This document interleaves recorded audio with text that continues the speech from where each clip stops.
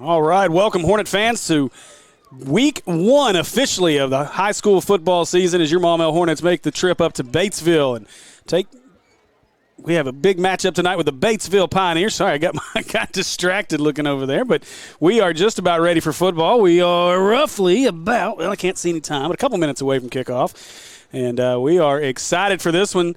Joining me here on the broadcast is my buddy Tyler Chenal. Tyler, how are you, man? I'm doing good. Okay. There we go. All right, here I am. Doing pretty good, man. Pretty long drive getting up here after work, but I'm excited to be here, ready to see some more football tonight. All right, well, let's talk about our sponsors real quick as the captains have made their way to midfield. First off, our our touchdown sponsor, American Pie Pizza, located at 9709 Maumelle Boulevard.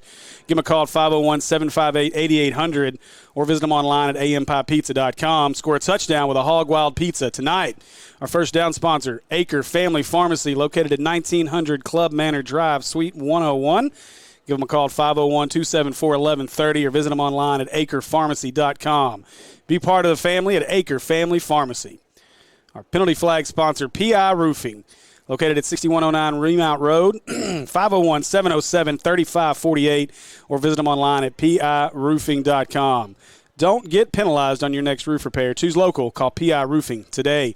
And, of course, as we get ready for our Akel's kickoff, and as well as our halftime sponsor, Akel's Carpet One, Floor and Home, 3 convenient Little Rock locations.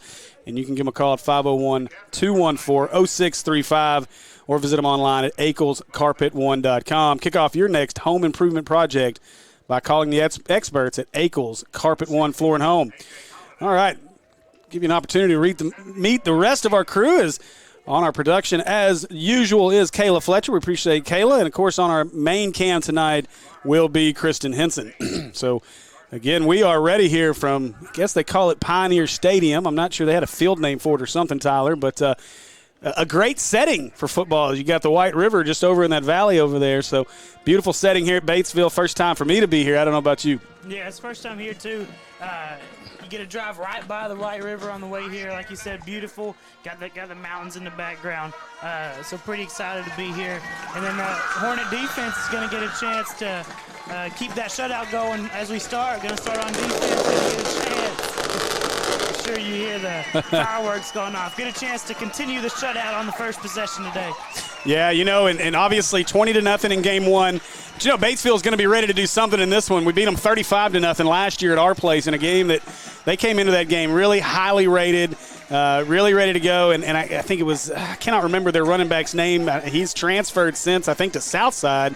But a young man who got hurt early in that game and really changed the look of that game as the Hornets make their way out. And Tyler, you mentioned in pregame as we look across at the visiting stands, I got to think everybody's listening and watching us on the broadcast tonight because a small contingent of Hornet fans have made the trip about an hour and 45 minutes north up here to Batesville. Yeah, expecting a lot of viewers tonight, and we don't have a problem with that, get our viewers up.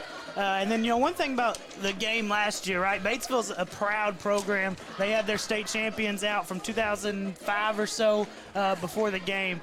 So, a game like that really is going to weigh on their mind, weigh on the coaching staff's minds and the kids. So now that they're home this year, they're really ready to strike it back up and see if they can get some revenge on the Hornets. Yeah, no doubt about it. This is a big one. A couple of other big games across the state tonight, of course, as we get week one going in earnest. And, of course, you look across our PCSSD Sports Network, and we're the traveling crews tonight. We're here in Batesville, obviously. Our Mills crew is all the way out in Rivercrest for what should be, I believe, a sneaky good ball game up there at Rivercrest. And then, of course, our Robinson crew is down at Forest City. So we are set and ready for our Akel's kickoff. And set to kick this one off is going to be number 15. That is Cooper Forrest. And back deep to return, I think that's a 6, Damian Nelson. And is that a 1? Looks like a 1. Jaden Henderson, if it is. So do our best to get you the numbers and names as quickly as we can. And Forrest puts a foot into it, and our Akel's kickoff gets this one underway. Returnable at the 25. Up the middle, going to be thrown down at about the 39-yard line. Batesville will start this drive officially at the 40. Looks like number 4, Mike Townsley, on the return there. Just going to kick it that up back. Make sure you get him tackled don't give up anything big on the kickoff. You know, Tyler, one thing that I'm looking forward to in this one is the physicality. We saw it last week. I mean, whether it was on the offensive side or the defensive side, really got to see the physicality of this Maumelle team, and I think that's the culture that Coach Maupin is really starting to instill in this program. Yeah, if you know Coach Maupin, you know that he wants to be physical. Nelson's your running back. And I give it to the first man through the fullback. He's going to be pulled down. That's number 4, Townsley. And bringing him down, I believe, was 31. That's going to be Bubba Johnson on the tackle. Your classic I formation. Don't see that too often, right? But if you're talking physicality, a team comes out in the eye, that's what you're going to see. That's a good-looking running back they got back there. Number 6, Nelson, 6'2", 220. So great size out of that young man, and maybe big reason why they were able to maybe not miss a beat with their running back from last year who transferred out. So back to the I formation again. And they're going to get the Hornets to jump off sides here. So Riley Gregg is your quarterback for the Pioneers. 5'10", 165, a senior. And that is, I believe, one of the strengths of this team is a pretty decent-sized senior class. A team that really took it on the chin last week to Searcy. I don't remember the exact score, but I know they did not do well in their first opener, so 0-1 coming into this one. But a first down there, that's enough for a Acre Pharmacy first down for the Pioneers. Just no reason you expect this team to be ready to go week 2 or week 1, whatever you want to call it. Second game. Yeah. Greg aren't going to get a penalty this time. Another PI roofing penalty flag is they're going to call offsides, I believe, and it is, yeah. Yeah, B.J. Beats looked to be lined up offsides there. Didn't jump early, but he lined up in the neutral zone. So 2 back-to-back, Dalen Larry, 2 of our big players from last week. You know, they did good stuff last week. Just got to make sure that we reel it in. You kind of have the same you know, you're still on high, right, from week 1 to week 2. You know, first away game, trying to, you know, make a statement. Just got to make sure you reel it in a little bit, you know, and follow your rules. Yeah, big key. Get your feet under you here on the road. First true test on the road, obviously, of the year. So Greg under center again. Now give it away to Nelson. Nelson met in the backfield. Great job there by the defense. That's Newell, the first one there. And was that Larry, the second one there was at 32? It was 32 or 33, so either Joe Mason or Dalen Larry was the second guy there. But Newell, first one there, setting the edge. Good play right there. You know, Elijah Newell's a young man. I can't say enough good things about Elijah. Love that young man and how hard he plays. And I remember seeing him last year after getting to see him as a sophomore on the basketball team and then move up as a junior on the football team. And you know, he was here. He was injured a little bit last year. I think he had a knee issue. And now to see him 100% healthy to start this year and really making an impact already in the first 2 games. Now they'll pitch this one to Nelson out to the left side. Hornets trying to string it out. A good run. Runs a man over at the 38-yard line. And he'll be brought down at the 36. That'll be enough for an Acre Pharmacy first down for the Pioneers. And that's Nelson on the carry, and you talked about it from the first snap. That's a big, good-looking athlete, and he runs the ball hard. Got to make sure you tackle him low and get him to the ground. Yeah, you know, Sylvan Hills did not impose that type of will on us last week. That was what we were doing to Sylvan Hills, and so that's a wake-up call here at the 7:06 time mark here in the first half as Batesville going to bring the physicality in this one. They just got to feel what it's like to tackle a kid that big, and they'll figure it out. They'll get used to it, and we'll be all right. Now motion man, that's number 2, Jeffrey. And they'll give it to the first man through as that's number 4, Townsley again. And another Acre Pharmacy first down for the Pioneers. Yeah, that fullback dive's tough. You don't see that stuff too often anymore.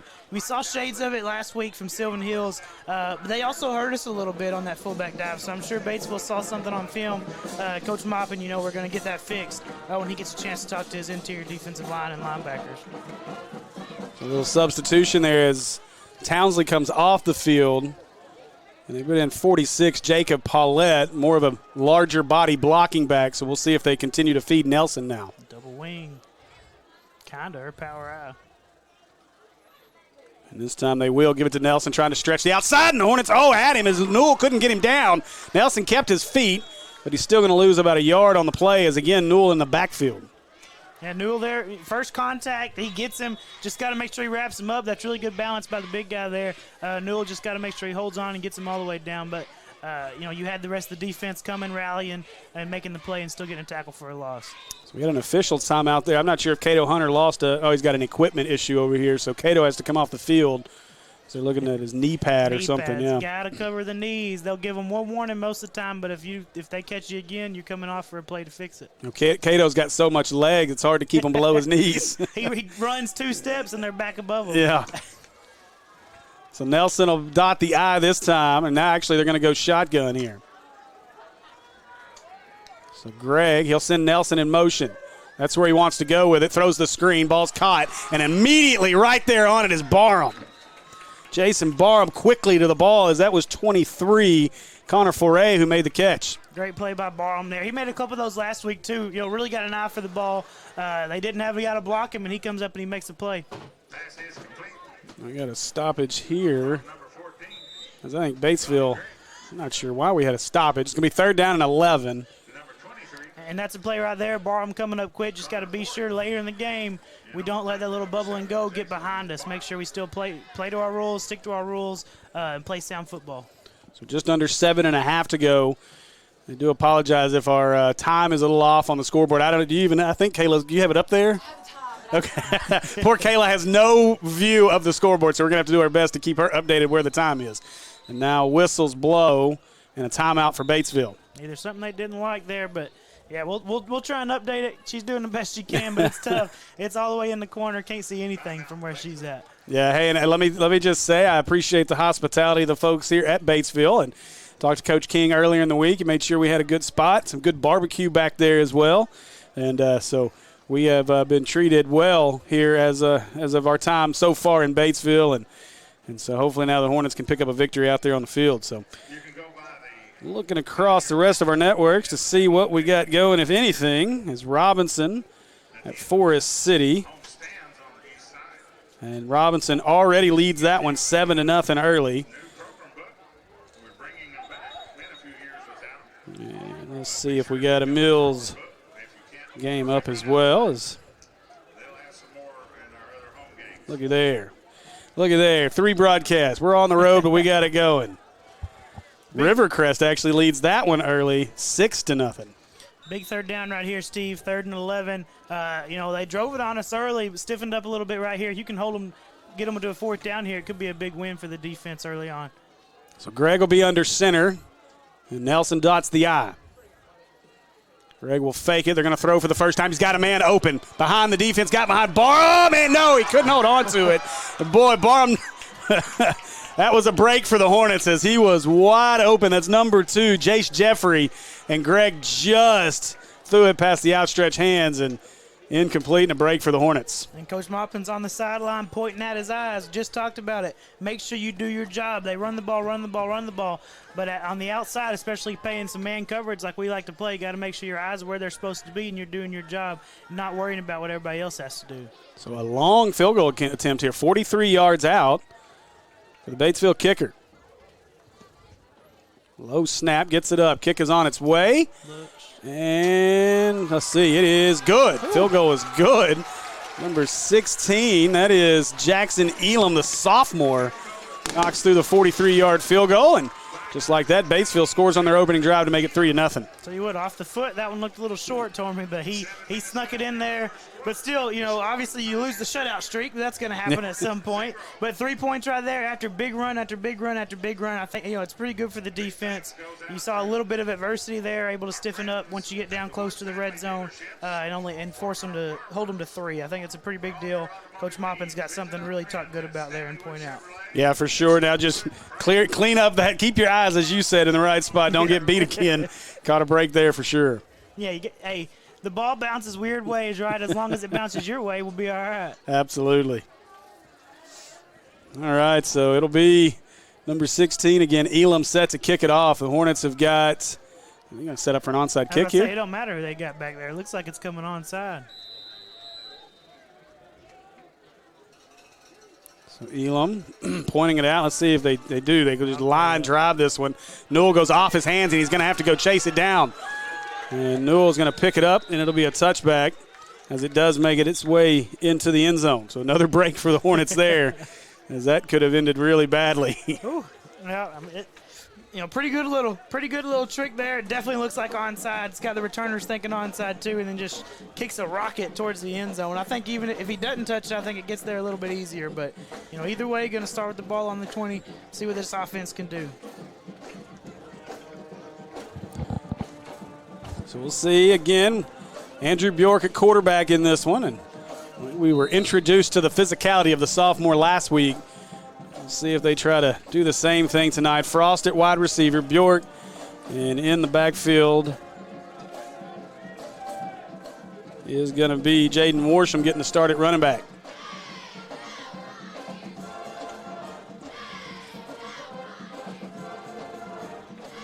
That's where they'll go with it. Worsham looking to the left side. Oh, nice cut at the 27-yard line where he'll be taken down. And a nice 7-yard gain there for Worsham. Great cut by Worsham. Set him up with that hard outside step and then straight up field. Was able to get himself another easy 3 yards there with a really good cut. So 2nd down and 3. They'll send trips to the right side, far side of the field. I think that's Frost is the only one on this side. They'll give it to Worsham again. He's got a hole across the 30, 35. Can he outrun him? 45 across midfield. Finally pulled down at the 48-yard line. And a big run for Jaden Worsham.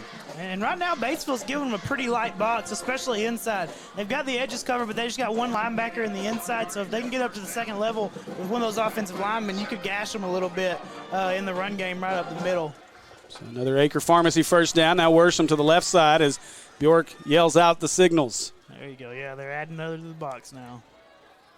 Bjork, now they want to throw it. Bjork steps up, throws it over, it tipped, and finally hits the turf. Going to break again for the Hornets there as that ball got tipped on its way to Elijah Newell. Yeah, Newell, the intended receiver, had a little bit of space there, just couldn't get it over that inside linebacker's hands. Good play by the linebacker there to get his hands up. So 2nd down and 10 from the 48-yard line. Plus territory here for the Hornets on their first possession of the night. Batesville leads it 3-0 after a 43-yard field goal.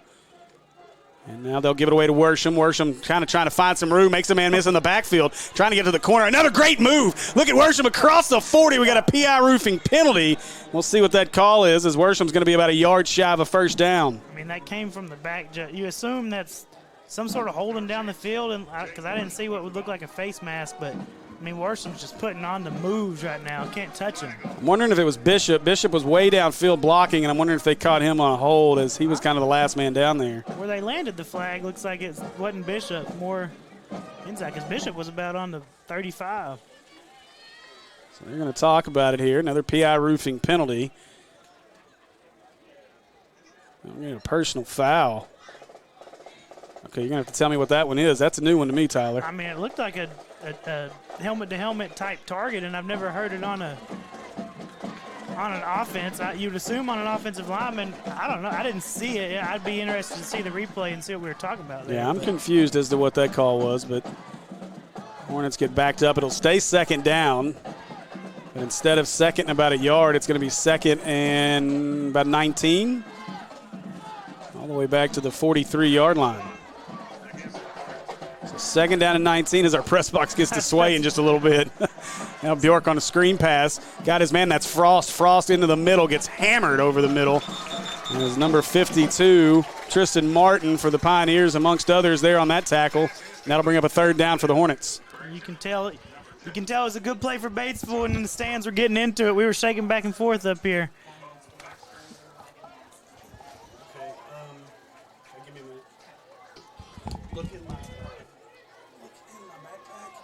I think it's one of the front 2 pockets and the hot spots. So 3rd and 15 here, coming out in trips formation. Going to motion out. Quarterback draw. Let's see if he can make a play. Bjork, what a tackle as he gets upended at the 45-yard line. And if we're having technical difficulties, we're working through it. Apparently our Wi-Fi has decided to slow down tremendously now that we've got the game going. That was Talon 4E or 4A on the tackle there, and you could tell that young man watched a little film. He knew Bjork was going to lower the shoulder, and he went for the ankles.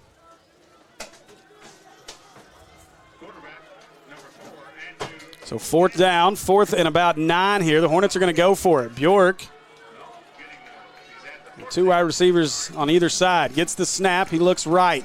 Now pump fakes, now throws it. Got his man. Barham makes the catch, and Barham's right there. He's got an Acre Pharmacy first down as Batesville brings him down, and a great play there by the Hornets to pick up that first down on 4th and 9. They get about 12 on the play. Great catch by Barham there. Almost settled a little bit. Barham's got the length in the hands to be able to pull that one down, make a play, and get the first down. I tell you, the even more impressive part of that is he had to look right back into the sun to make that catch. I don't know how you see anything looking that way.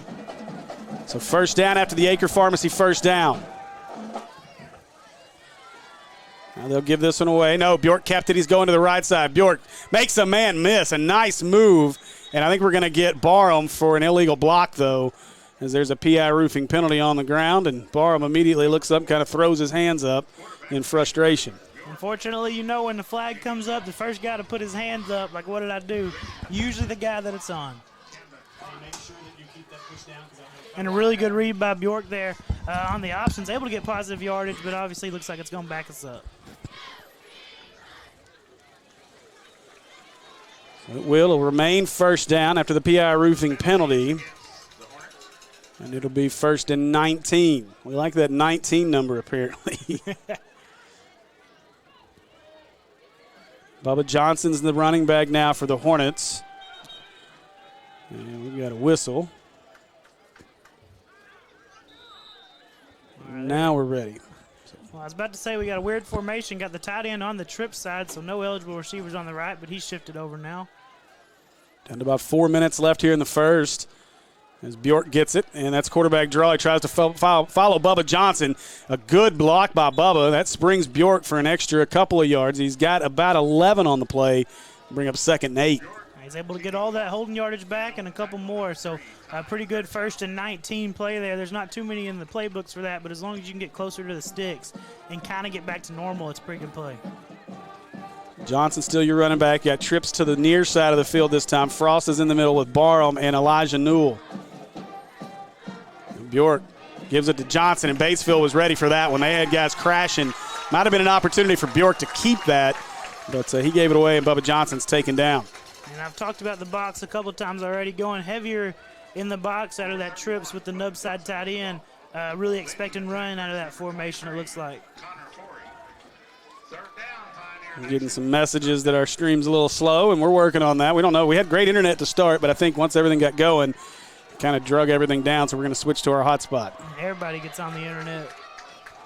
Kayla working on that feverishly behind me.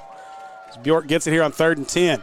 Man coming, he's going to go deep. Got Newell out there. Newell runs under it, and Elijah Newell get him 6 as the Hornets score the American Pie Pizza touchdown from right at, 35 yards out. That's a great ball, great play. Little sluggo there by Newell. Sold him on the slant, and he got vertical. Bjork put the ball in a great spot, and Newell makes a great adjustment on the path of the ball to score that touchdown. 2 really good plays by both those athletes right there. So big play. Hornets get the lead. First American Pie Pizza touchdown of the game. And now Forrest on to kick the extra point. And the one thing, you got to point out right there is we got behind the sticks multiple times on that opening possession. And really good fortitude there by the offense to stick to it and still able to punch one in. So it makes it 7-3 as Forrest knocks through the extra point. And with 2:58 to go in our first quarter, Hornets lead at 7-3. As Steve talked a lot about physical toughness at the start with the defense. That one right there took some mental toughness, right? You have some mental lapses with the holds, the personal foul that I guess looked like a targeting. I'm not sure, didn't really see it. But then you have the mental toughness to be able to come back from those. So definitely toughness mentally and physically there by this team. And it really shows off what Coach Maupin is feeding into these kids and teaching these kids every day at practice. We do apologize to our Hornet fans who are trying to watch. I'm hoping we're good to go now. I think we're good. Our hotspot doesn't fail as often, and I've got good service here on my phone. So if that doesn't work, we'll switch to the phone. We'll figure it out.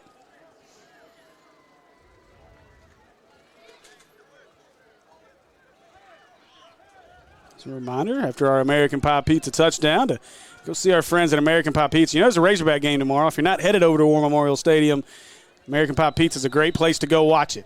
Let's head over to see our friends at 9709 Maumelle Boulevard, catch the football game tomorrow. So kickoff is going to be returnable, fought for at the 22-yard line by Batesville, and he is met but breaks a tackle at the 25 or 30-yard line, sorry. And he'll push out to the 35-yard line. That's where the Pioneers will start this drive. Owen McLaughlin on the return there for the Pioneers. But, again, good stop. Kicking it high, let your defense or kickoff team get down there and hold the return short. We're going to try to get you some updates. Looks like Mills, at least right now, shows to still trail 6-0. I'm not 100% certain if that is correct. I'm going to give a lot of credit to my buddy Trip Keeter, who's having been pulled double duty tonight, working producer and play-by-play. So Greg under center, and Hornets may have jumped off sides, and they did. Another PI roofing penalty on the Hornets here, as I think that is Mason, who tried to get a head start. Yep, Joe Mason, 32. Newell coming in, telling everybody, you got it. Just keep your eye on the ball. You know what you're supposed to do. Next play. It's always the next play.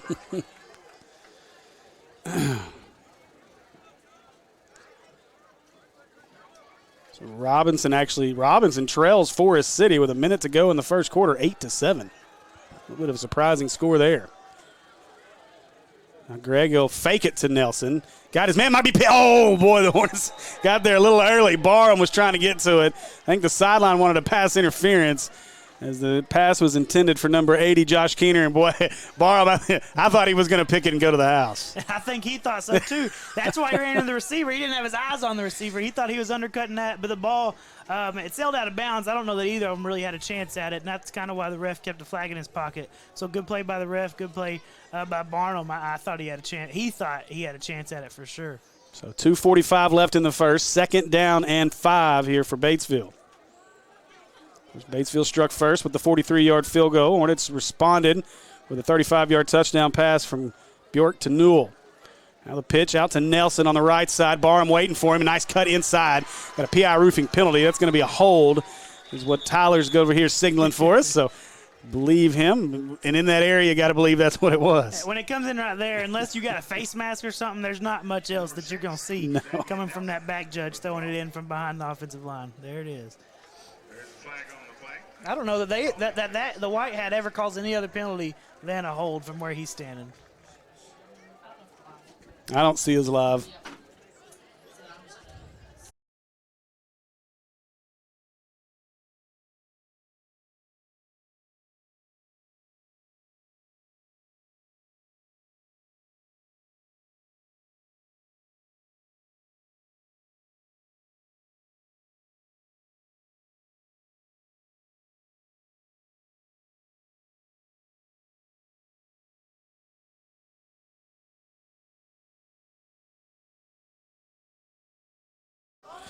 All right, welcome back, folks.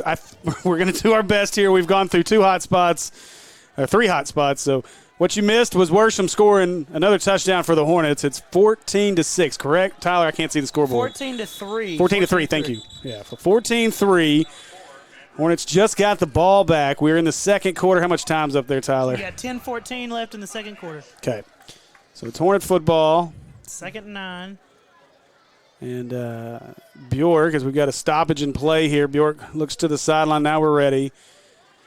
So we apologize for the technical issues. Life on the road and early in the season here. Now Bjork, and he'll fake it, goes up to top to Barham, and Barham on the slant makes the catch. That'll be enough for an Acre Pharmacy first down. I hate to say it, unfortunately, missed some really good football there by the Hornets. Missed a touchdown. They got Batesville into a 4th and 30 right before the punt, where they just got the ball back. So some good offense, good defense, and hate that you missed it. We're hopeful, fingers crossed, that we're able to rock and roll here. We'll keep working on it. Bjork throwing deep, looking for his man. Timmons down there, and what a catch!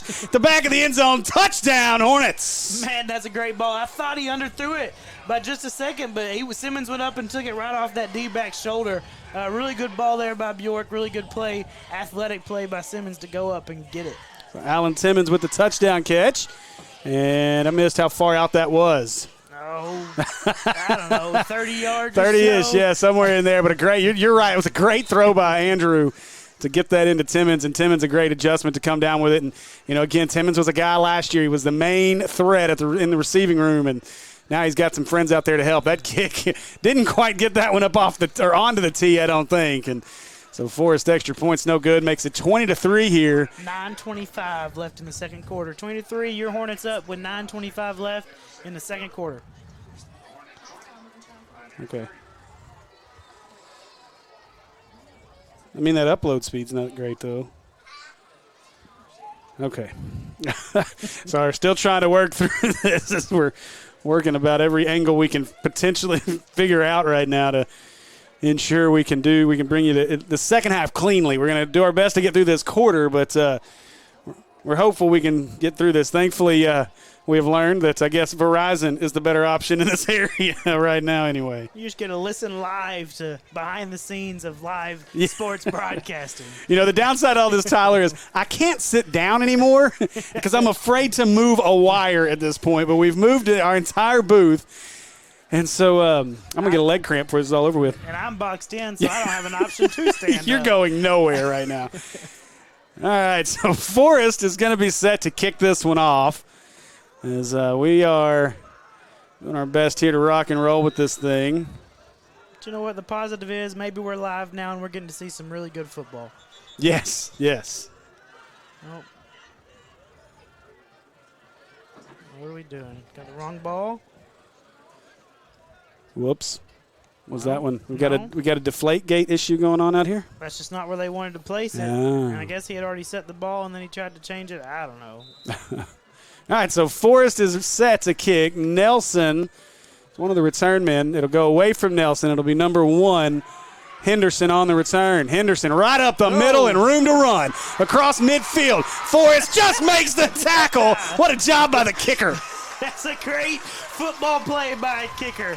Man, he was gone. He's your last line of defense, and he's able to make a really good tackle. I think they might go back to sky kicking it to some of those upbacks again, though, after that return. Yeah, Forrest was your last option, no doubt. And, well, the Hornets caught a break again. We've caught a few breaks in this first half as it looked like Henderson was off to the races on that one. Give Forrest some really big credit there making the tackle. It was just a low-line drive. Didn't have time for the coverage team to get down there. I imagine they'll go back to the sky kick type stuff. What? Man. Whoa. Heavy package. Yeah, it is.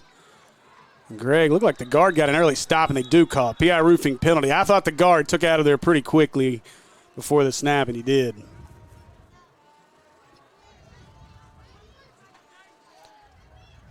Are they? I tell you what, I was about. They got 12 on the field. Do they? Yeah. Oh, then that is the substitute. Okay.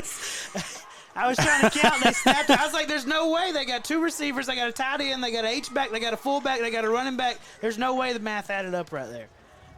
You can't have that many skill guys in the game at once. So 27 just came on off. I didn't know they threw the flag. Yeah, I saw they threw it really late, but I thought the guard got an early start as well on that play. All right, back to 11 on 11. That looks a little better, not as crowded.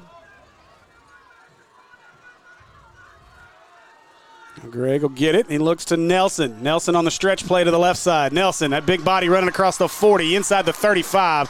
Going to finally be tripped up by Timmons. But enough, well, going to be right. He's going to be a yard shy of an Acre Pharmacy first down. Yeah, had the 1st and 15. We're really close to getting that edge to make him cut back. He had a bunch of guys chasing him. Just couldn't get that edge small enough for him to be able to make the play from the backside.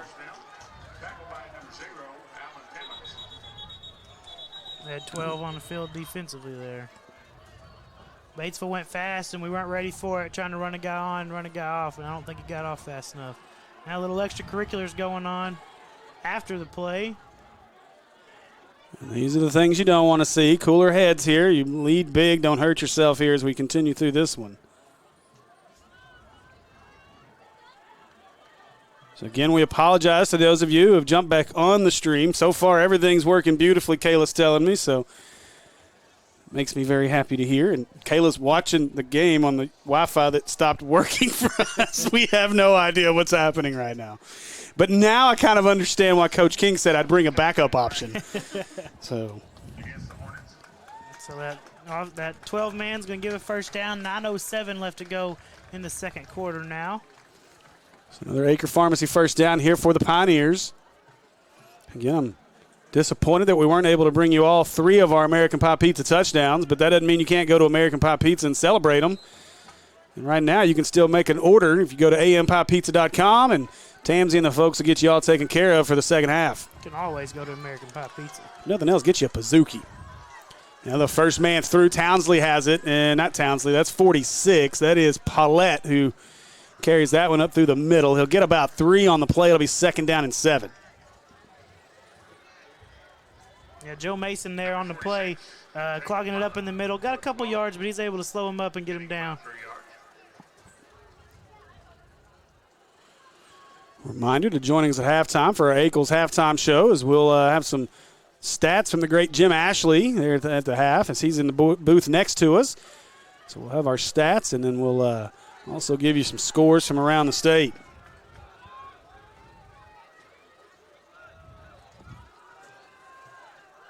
Now Greg, he's going to throw. Looks right into double coverage, triple coverage. Oh, boy. Did he catch that? No, it's picked off. That ball's intercepted. No, it hit the ground.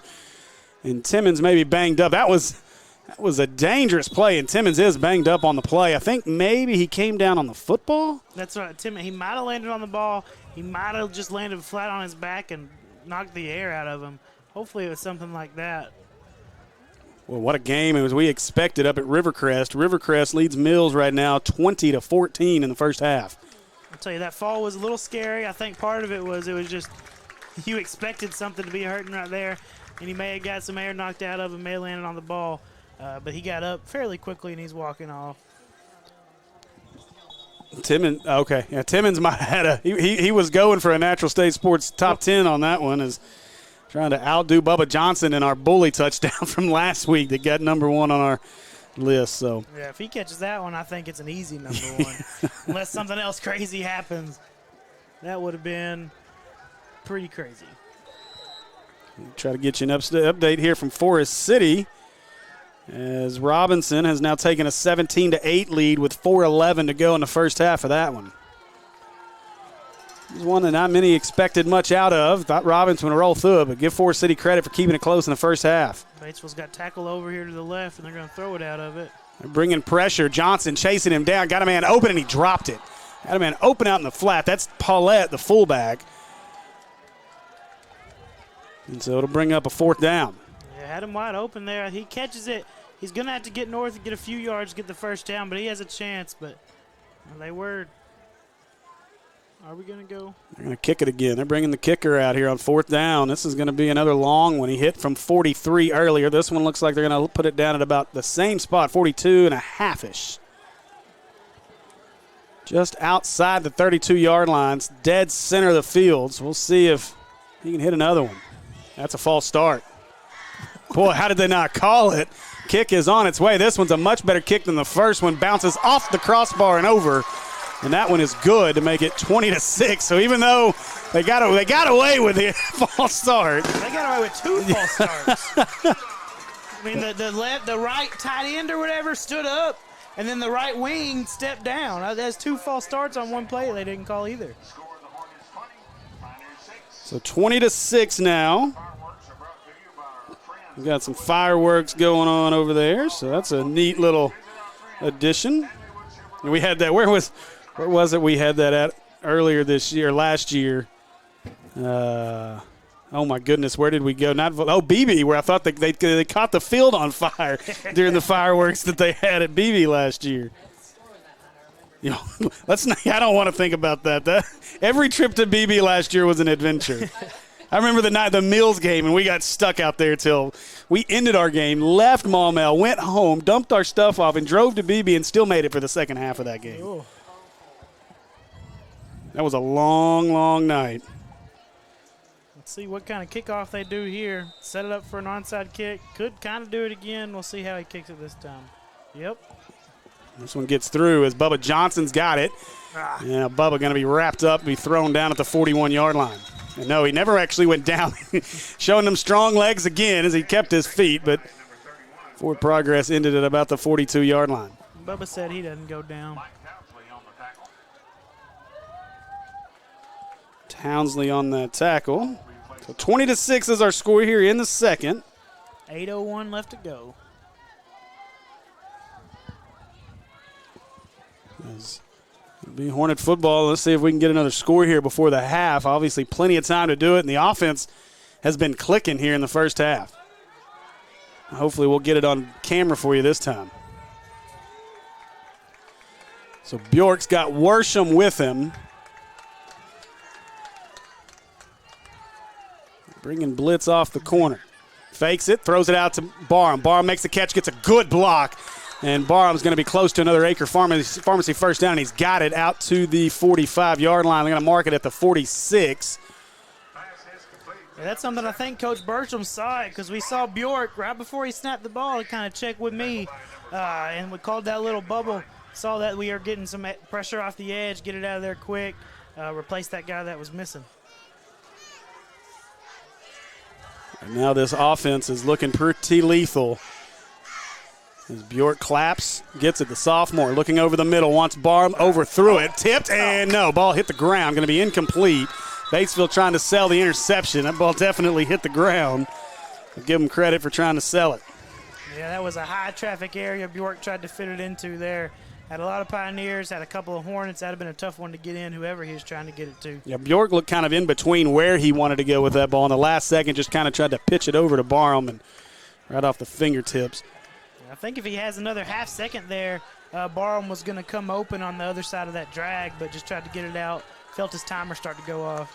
Hilliard nearly came down with it, though. They'll give this one to Worsham. Worsham trying to follow his guard. Now trying to get outside. And he's hemmed up at the 45-yard line. Give him a yard on the play. Going to bring up 3rd down and 9. I mean, you think Worsham, every time he's touched the ball, he's made 2 or 3 guys miss before he goes down. Unfortunately, this time he only was able to get a yard off of it, but he's still able to make a little bit out of not much. Yeah, he had a little more traffic once he got into the middle there. A couple linemen on the ground kind of impeded his pathway, and so it'll be 3rd down and 9, but long distance 3rd or 4th downs have really not been an issue for the Hornets here in the first half. Bjork gets it. He looks to his right. Now he wants to throw up over the top. Got Barham. Great catch. Barham inside the 35. That'll be enough for an Acre Pharmacy first down as he's down to the 31-yard line. And Barham is a beautiful hand catcher. He goes up with his hand strong and catches the ball. A really good catch there. Sometimes you see kids, especially in high school, they catch it with their chest. It's a lot harder to catch, especially those high ones. Really strong hands right there by Barham. Yeah, Bjork some good arm strength on that throw, too. I thought he was going to throw it right through him. So 1st and 10 here. Worsham still the running back. 2 receivers to each side. And Bjork going to draw, quarterback draw. Ran right into his man, though, as he was blocked into him, as that was 67, Drake Lucier, who his man got a little past him. Yeah, like they were kind of having it set up, but Bjork had to cut it back because the linebacker came pretty free. Didn't really have anywhere to go right there. So I'm going to say a loss of a yard back to the 32. 2nd down and 11.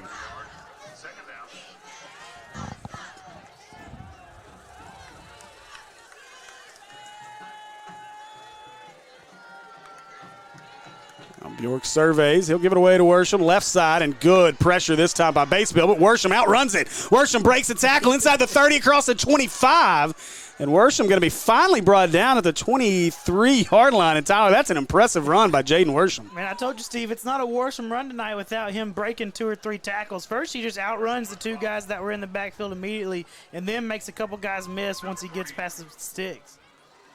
Worsham came out, may have got a little banged up, turned an ankle, it looked like. No, Worsham's still in. Who was that? Hilliard maybe that came off the field. Somebody came off limping. I thought it was a 6. But Worsham's still in there right next to we got a that's Hilliard late back onto the field. And now I think the Hornets are going to have to call. That's a substitution infraction, right? Yeah. Well, I don't know. They're calling something. There goes a second. He just threw 2 flags. He threw his second flag, too. So PI roofing penalty here. They were already in formation, right? But what I was told 2 years ago on the sideline that in high school, it's not a substitution infraction until the ball is snapped. So you could have 13 guys on the field, but if they're off before the ball is snapped, so we're going to call it, false start maybe. I don't know. Because he was running towards the line of scrimmage, I guess? I guess they could call it that, and then get the sideline warning late. But unless that rule's changed in 2 years, I was told you can't get a substitution infraction in high school until the ball is snapped. So a 5-yard penalty as now Worsham does come off the field. And they'll probably empty it out. Now Bubba's going to be in the backfield. And now another late addition onto the field. The Hornets look really confused right now. Brought Newell on late there. But I think they got 11 now. So now you got Hilliard and Barham to the far side of the field. Bubba Johnson in the backfield actually trips to that side. They're going to throw the screen. It's going to be a double pass. Looking throw back to Bjork, and Bjork make the catch and is hammered at the 24-yard line. Well, that ball was nearly intercepted as Elijah Newell nearly didn't put enough air into that ball. Well, there's been about 3 or 4 balls tonight that have been very close to being intercepted. At first I thought, is that Bubba throwing it? Nope, he's not left-handed. We're not doing that again, but Coach Bertram pulling out another trick play. How many quarterbacks do we have on this team playing receiver and running back? So 4th down and 3 as the Batesville crowd's going to get loud, and you can hear them. Now Bjork going to go to the right side, got a block. Bjork's got the first down inside the 20, breaks a tackle across the 15, breaks another tackle down to the 12-yard line, and a great carry as he gets to the 11 is Andrew Bjork. Man, that's just tough running, really good blocking up front. The blocking got him the first down, and then his running ability and his strength got him the extra 5 or 6. So with 4 minutes in running now, 1st and 10 from the 12-yard line, it looks like. Back in the red zone for your Hornets. So another Acre Pharmacy first down. Remember, go see our friends over at Acre Family Pharmacy, 1900 Club Manor Drive, Suite 101, or you can visit them online at acrepharmacy.com. So you got Newell and Timmons here to the near side of the field. I believe that's Bubba in the backfield. It is. Bjork gives it to Bubba. Big hole. Johnson across the 5, pushing them legs inside the 4, and he's going to be pulled down at the 3-yard line. And that'll bring up a 2nd down and about 2. Bubba got held up there, and I was having flashbacks to last week. I thought we were about to get another one. We may get it here. 2nd down. Bubba Johnson still in the backfield. They'll fake it. Bjork got his man. Timmons dropped it. Oh, Timmons had it in his hands, couldn't hold on to it, and it fall harmlessly to the end zone turf, and it'll be 3rd down and 2. A really good ball there by Bjork. Quick slant. And Timmons had it in his hand. He about caught it twice there, but just couldn't finish the play. We'll see if they try to go to Bubba or they go right back to that same slant pattern. It was open for sure. And you can get a first down here. Wouldn't be surprised to see the run again because it is 3rd and 2. You can get a first down without scoring. Well, Bjork lost the snap. Got past him on the left side. He's got to chase it down. He slides down at the 20. So now we'll see what the decision is. Coach Moppin is it's going to be 4th down and about 18 yards here. It'll be 4th. They need to 1, so 4th and 19. And there was some heat behind that snap on that one. That one was a bullet coming from the center there. Tough one to handle. They're not going to bring a kicker on the field. They're going to go for it here. So I wonder how comfortable they are. You know, every coach knows that number, how comfortable they are to bring the field goal unit on. And it looks like anything outside the 20, they don't feel that, that's a great play statistically for them right now. Yeah, I'm not sure how much leg Forrest has. The Batesville players are asking for the crowd to get loud, and they are.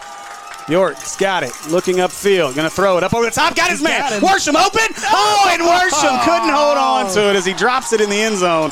Batesville's going to hold thanks to a couple of mistakes by the Hornets. Look, if you're still watching this, okay, that's what you love to see as a coach, as a teammate. You had 3 guys. Worsham, he caught a pretty catchable ball there. He wasn't happy with himself. He had 3 guys run to him immediately to pick him up and tell him next play. That comes from the top. That comes from your leaders as a coaching staff. That comes from your leaders on the team as well, of your players, that they pick their guys up, not going to let them lay down there and beat themselves up. They move on to the next play. Yeah, that's one of those moments. You're going to go back and look at this drive in film study tomorrow and just have some conversations about that one. A couple guys that maybe got a little too excited in the end zone and just didn't bring it in. Yeah, 2 guys that are very consistent, right? And they both dropped those touchdowns. They're going to beat themselves up about it. But, again, it's next play. Let the defense come out and make a stand. And your defense has played well, so they're going to try to keep it going. This time they're going to go to Nelson. Nelson's got some room, but not anymore. Hornets in the backfield. They're going to lose 2 on the play. 32 been in the backfield again for the defense. Joe Mason's having a pretty good game. Don't remember calling his name too much last week, but he said he wants to hear his name a couple times this week. You remember last week, Mason was the one we kept wanting to see at running back. He was the big back listed on the depth chart, and we finally got to see him in the game real late. But you're right. This just goes to the point of what I talked with Coach Moppin about before Game 1. is how deep his defensive line is, and we're seeing it tonight, naming different names than we named last week. Yeah, it's really been good up front, especially against the run in that interior. So it'll be 2nd down and 12. Batesville going to pitch it outside to Nelson. Newell's Newell is right there waiting for him, and the rest of the Hornets swarm to him back at the 11-yard line. And a great play there, as in the backfield amongst others, I see Candler, another one of those defensive linemen back there. And a timeout now going to be called by the Hornets after that play is going to bring up a 3rd down and forever here. Looks like 3rd and about 19 for Batesville. Yeah, there's 1:20 left, so Coach Moffman wants to have a little bit of time left on the clock if they can make a stop here on 3rd down so the offense can at least get in field goal position, if not punch one in. But, you said it, swarm. Okay, that's a good defense. A good defense swarms to the ball. First guy there slows him down, backs him up a little bit, and you got 3-4 guys coming to help clean it up on him. One thing, Tyler, do you have this conversation now, though? Let's wrap up. That's a couple of times we've had them in the backfield. They've been able to bounce off guys. And I don't know how many people watched that Robinson PA game last week, but that was one of the biggest issues for Robinson last week is they just didn't wrap up. They tried to hit people, tried to be extra physical and just knock you to the ground instead of wrapping you up and taking you to the ground. Yeah, a coaching point is you got to get away from those shoulder tackles, right? You got to wrap them up. You got to drive for 5. Keep those feet moving. Use your arms, shoulder and arms, and then drive the guy to the ground. Don't stop your feet until that guy's on the ground. Going to take a chance and sit down here. That wire moved a little bit. Yeah, don't say that. Thankfully, our internet is, unless I'm blocking the signal, it's all on Kayla's. It can't get through you. So I'm going to lean around here. 1:20. Right, yeah. I changed everything. So 1:20 left in the first half. I couldn't make it another 1:20. You see how out of shape this 40-year-old is? And you wonder what Batesville's going to try and do here. Are they going to risk the incomplete pass and not have to use a timeout or what? One thing, they've had some guys be able to get behind our defense. So let's see how they play this one. That was a false start. Ball gets away from him into the end zone. Got to try to chase it down. The Hornets going to try to fall on it. And the ball's still loose. I think we may have got it. Touchdown? Let's see what the call is. Hornets going to come out of there with a touchdown. A touchdown for the Hornets as they fall on it in the end zone. And who got it? Is that Larry? It's Larry who came out of there with it. And Larry was probably the 6th guy to touch the ball at that point. He's just the first guy to grab it. So, Tyler, we talked through the first quarter about all the breaks that the Hornets got. The Hornets got another one right there because I think that play should have been called dead. Look how the wide receiver took off early. And then the ball was snapped and got past the quarterback. I think everything was mixed up for Batesville on that one. Yeah, and there was another tough snap from a center, just zoomed right past the quarterback. But, we dropped those 2 touchdowns, and we talk about next play. That's why you move on to the next play. You never know what's going to happen, even after you make those mistakes.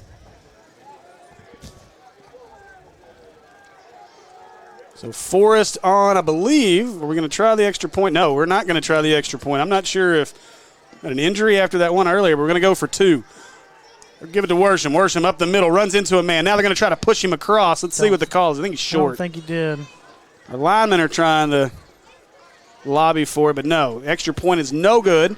So that'll make the score 26-6 with 1:12 left here in the first half. Yeah, it looks like they tried to even it up, get that one they missed earlier, but in reality, right, the extra point there is just fine because Batesville's got 6, so with those 2 field goals, so essentially they're already 1 behind if they had a touchdown, so you still would have had a 21-point game if you just kicked the extra point there. Yeah, it makes me wonder if there's not – because, we didn't try the field goal from the 20. It would have just been, roughly a 36, 37-yarder. And then don't try the extra point. And the last time we saw the kicker on the field, I thought we just had maybe a bad snap or some miscommunication in the hold, but something happened, and we didn't go back to our kicker. Yes, we'll see what the kick looks like here. So it'll be Henderson and Nelson back to return. And let's see if Forrest is the one to kick it. It is Forrest who's going to come out and kick it. So let's see how this looks. He's walking fine, so maybe you're right, Tyler. I think maybe it was just a decision to try to even up the scoreboard.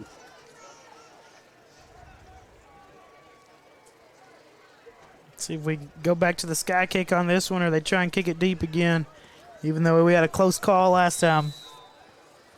So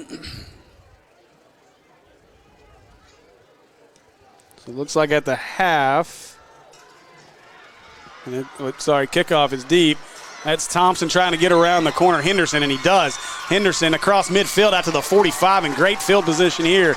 for the Pioneers on that big kickoff return by Jaden Henderson. They kick it deep again, and Henderson makes a play.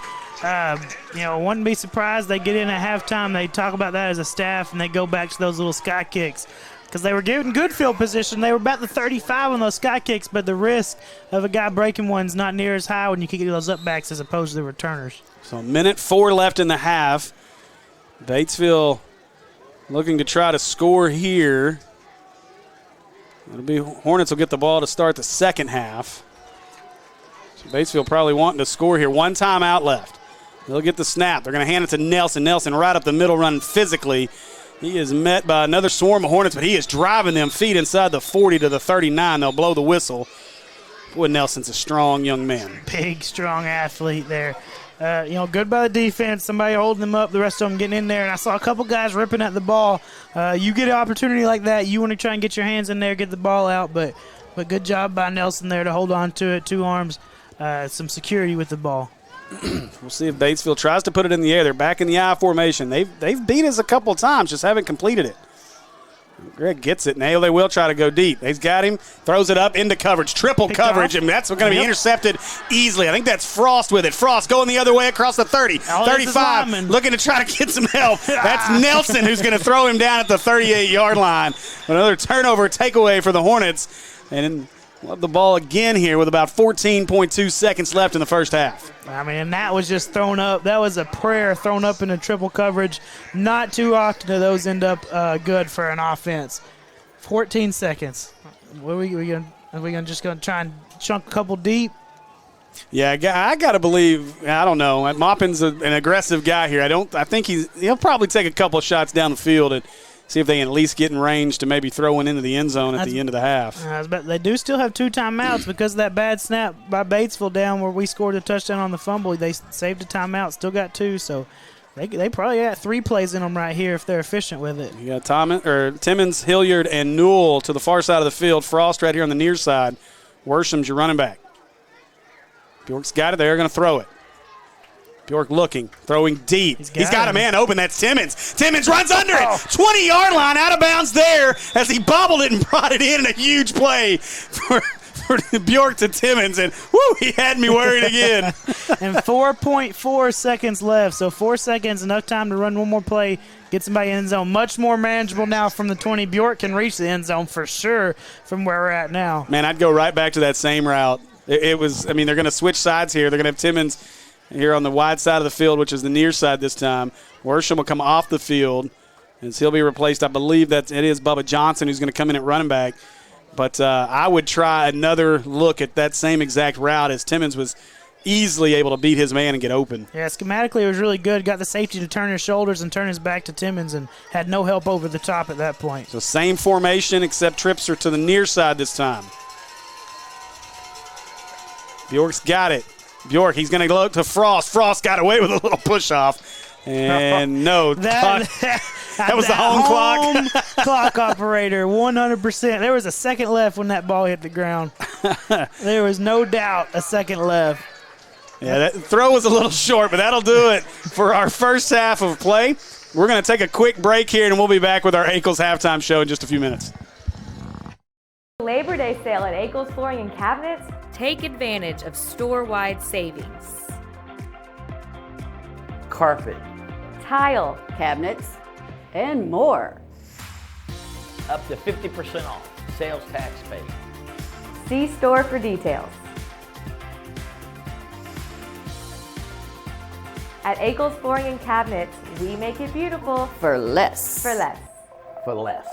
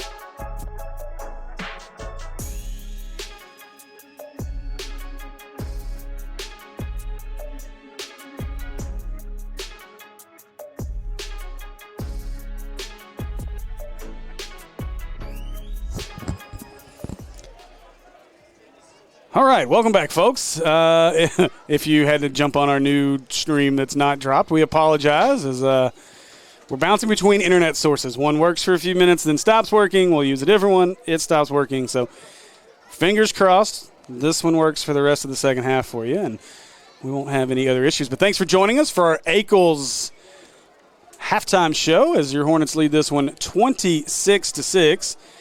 And honestly, I'm a little concerned about internet in general because right now I can't even get YouTube to load the Robinson game. So not sure what's happening right now. But I am.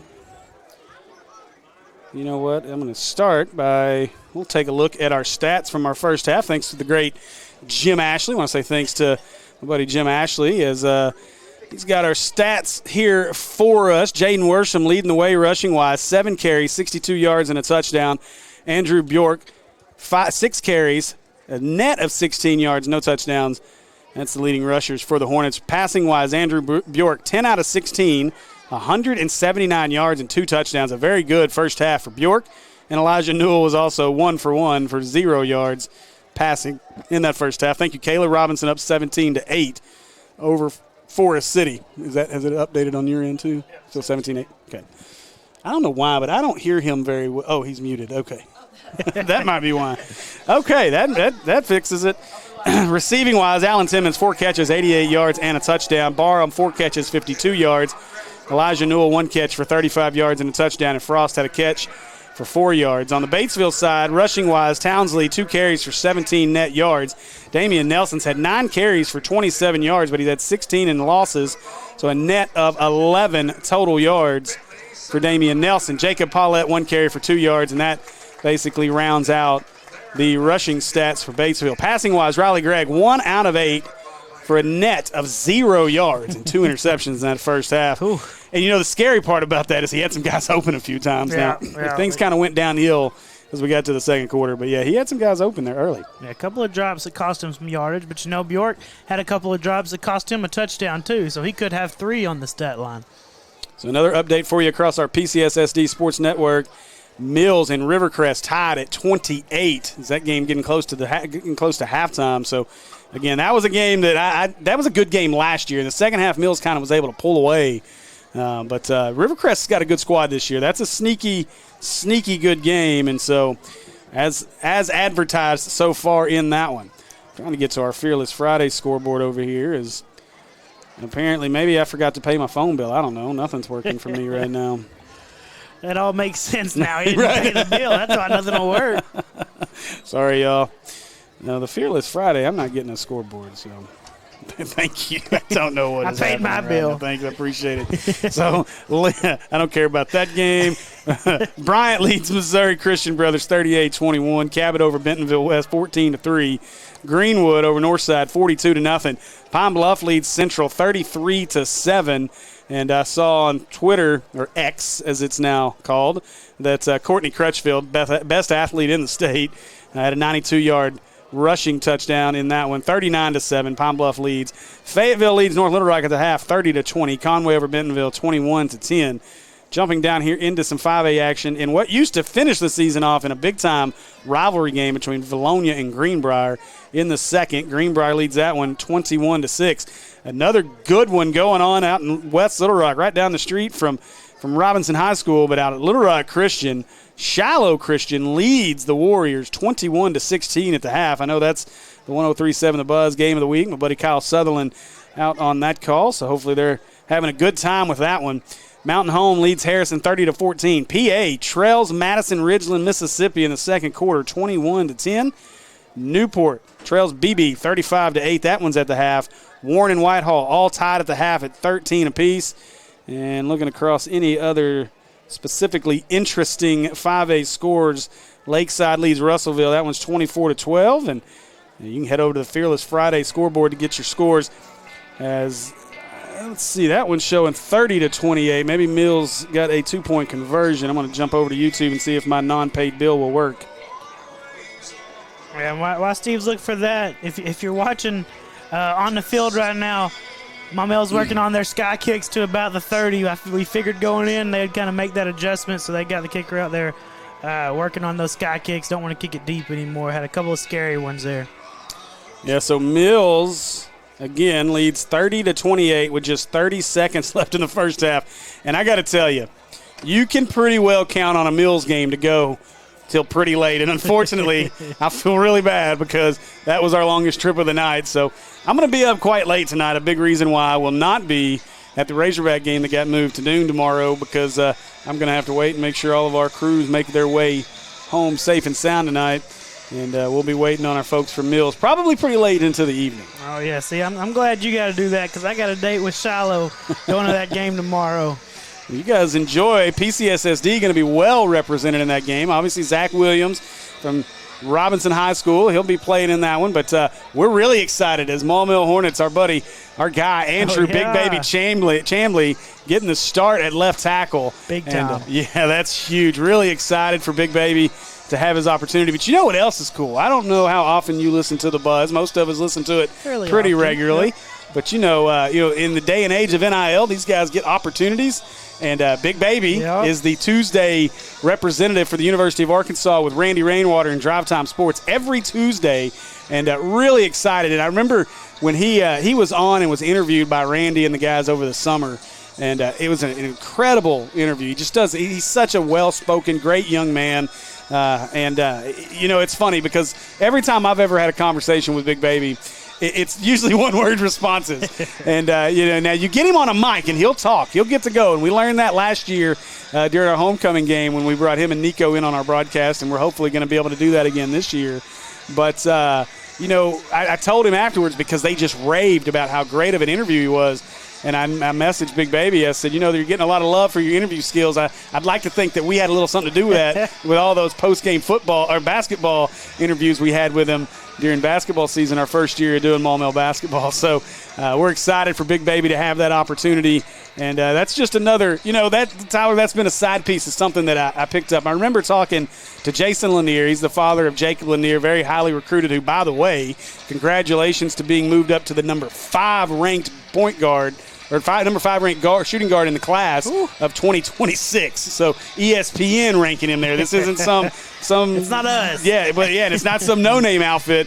ESPN just released their updated rankings, and he's the number 5 rated guard in the entire country, not the state of Arkansas. Number 1 in the state of Arkansas. So, but I remember Jason coming to me, and he said the first thing he said to me after we interviewed Jacob after a game was, he said, you don't know how much that helps these kids, because these are kids that all want to do something more at the next level. And especially in the day and age of NIL, you've got to be able to communicate. You've got to be able to talk. They're going to want to have you on their broadcast representing what they're doing. And so that's something that I never even thought of from this perspective of what we're doing, but it's a really cool kind of side effect of what we've been able to do for these young men here as we've been graciously we've been very fortunate, I guess is the word I should say, to be involved in a lot of these young men's lives here throughout the last couple years with this journey. Yeah, to be able to get that start in high school, it is enormous for those kids. They get nervous a lot of times, especially whenever they know that a lot of people are going to be listening to them. So be able to do it in high school whenever they're in that comfortable setting. A lot more comfortable in high school than they are in college whenever they're in that first year. And another thing about Andrew is Danny West comes on the Buzz all the time, and he was talking about Andrew getting the start this week, and he said the coaching staff at Arkansas talks so highly about Andrew and his work ethic and how good of a teammate and a player he is, and somebody that it's the type of kid that you love to have on your team. So just, big props there for Andrew and for those that, those that raised him and everything. Just big things going on in the Chambly household. So we're about to get our second half underway, and say thank you for joining us for our Akel's halftime show. You guys be sure and go see our friends over at Akel's Carpet One Floor and Home, 3 convenient Little Rock locations. Call 501-214-0635 or visit them online at akelscarpet1.com. Kickoff, your next home improvement project. He smoked it through the uprights. We'll see what he does with this kickoff. Hornets are ready for an onside kick this time. With how they've lined up, you haven't been able to tell what they're going to do yet tonight. And this one, they sky kick it, going to be returnable at the 30. That is Newell. Newell looking for a seam across the 40 out to the 45-yard line. And that's where the Hornets will start their first possession of the second half. All right, time to go back, get the momentum back on your side. That's all it is. Just another chance to shift.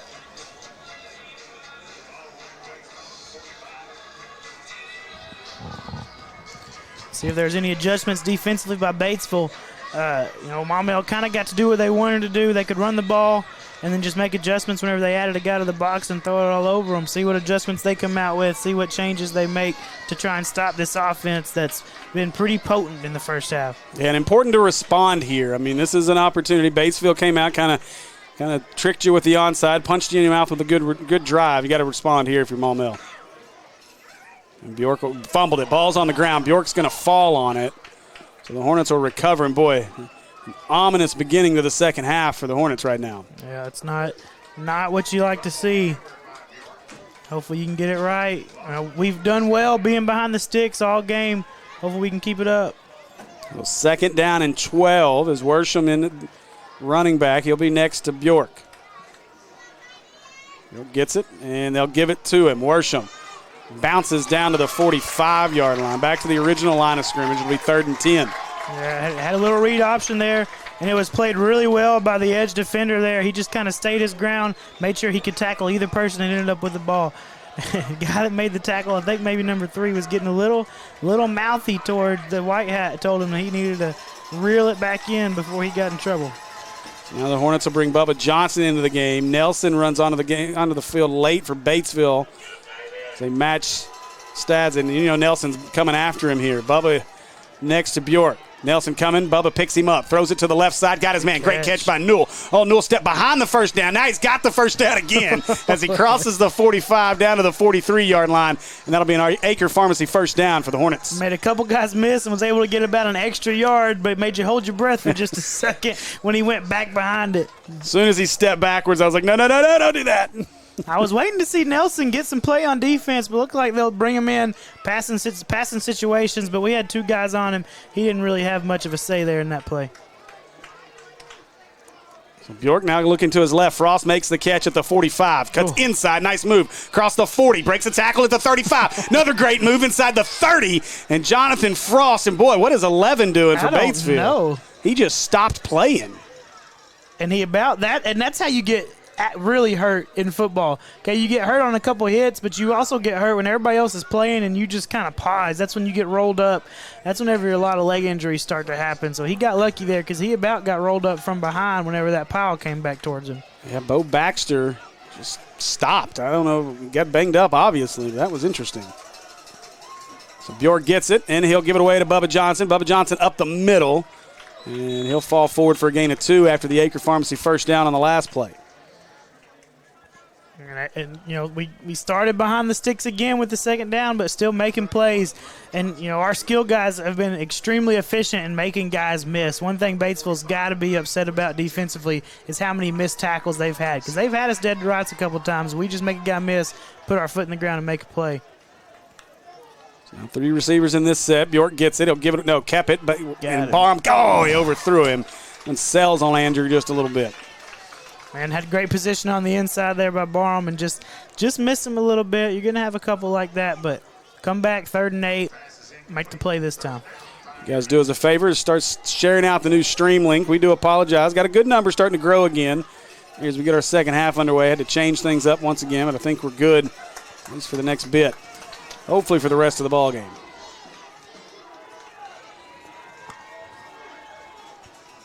Bjork gets it. Andrew looking back, looks to his left. A little too much on it. That might be intercepted.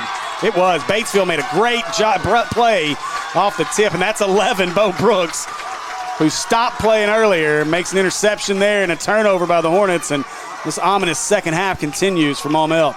Yeah, going for the tunnel screen on 3rd and long, just sailed it again just a little bit. That's momentum is huge, especially in football, especially in high school football. And then Bjork, he's just going to have to reel it in. Coach Bertram's over there going to be, talking positive in his ear, making sure that he sticks to what he knows, get his mechanics right so that he can get those balls where they need to be. We know he can make the plays, right? It's just a matter of doing it, getting in the right headspace. So he'll be good when we come out next possession. So the defense needs to step up again. Remember, Batesville had a lot of success with that fullback dive. We'll see what they do this time. Motion man. Greg gets it. He'll flip it out to Nelson. Nelson picks up the pitch, and guess who? Newell's right there waiting for him. Boy, what a game Elijah Newell's having. At some point, you think they'd try and run that pitch to the other side. every time they've run it towards Newell, Newell's been right there to make a play. They hadn't got him blocked maybe once on that play. You'd think they'd pitch the other way. Not sure what they're looking at, trying to run it at 1. So second down, about a 2-yard loss there to bring up second down and 12. And Newell's playing that slot corner. It's a really difficult position to play. You got to play the pass, you got to play the run. He's very efficient right now. And looking, they'll fake the handoff. Greg trying to roll to his right side, looks to throw right into the hands of Elijah Newell. Newell picks it off at the 25, back the other way. 10, 5, 4, 3, 2, 1. Get him 6 as Elijah Newell scores the American Pie Pizza touchdown and dunks it over the goalpost. And that's going to be a penalty. Yeah, that's going to be a PI roofing flag on Elijah Newell. Oh. There's that momentum swing, right? We said we need to get it back. Now we may get another one. Yeah. Okay, I couldn't tell if coach was mad at him. I think he'll take it, right? You had that. You had a couple of big bad plays that were really hurting you. Newell makes the play, gets the momentum back on your side. They'll take 15 yards. We'll see. I think you have the option to step it off on the extra point or the kickoff. We'll see. They're going to come and ask coach what he wants to do for Batesville. If I'm him, I'm putting it on the kickoff again, and I'm trying the onside kick. It worked last time. Yep. Worked well. Get better position, right? They're going to be returning it this time. They're not going to have an opportunity to onside kick it, but it's all about field position. So let's see. Every one of them officials, they got their PI roofing. They got to work them PI roofing flag arms out with that one. Every single one just chucked it as soon as he dunked it. I think I counted 8 flags, and we only even have 8 officials on the field at one time. So Elijah, when you go back and you watch this broadcast, that dunk does not count for basketball season. You still have 0 points on the year. That's right. Shook work on his vertical a little bit. He needs about another inch. Andrew gets it. He's going to follow Bubba Johnson to the left side, and Andrew falls forward. He's in. Yeah, this official's going to call it, and it is good. The 2-point conversion is successful, and the Hornets extend their lead out to 34-13 with 5:51 to go here in the third quarter. Yeah, we talked about it multiple times. Got to get that momentum back. That's a huge play by Newell and by the defense. Get it back. Now come back out there and try and do it again. And I expect to see the sky kick this time. But it's going to back them up again, so I don't know. Are they going to stick to what they were already planning on doing? Coming out of the half, what's going to happen here?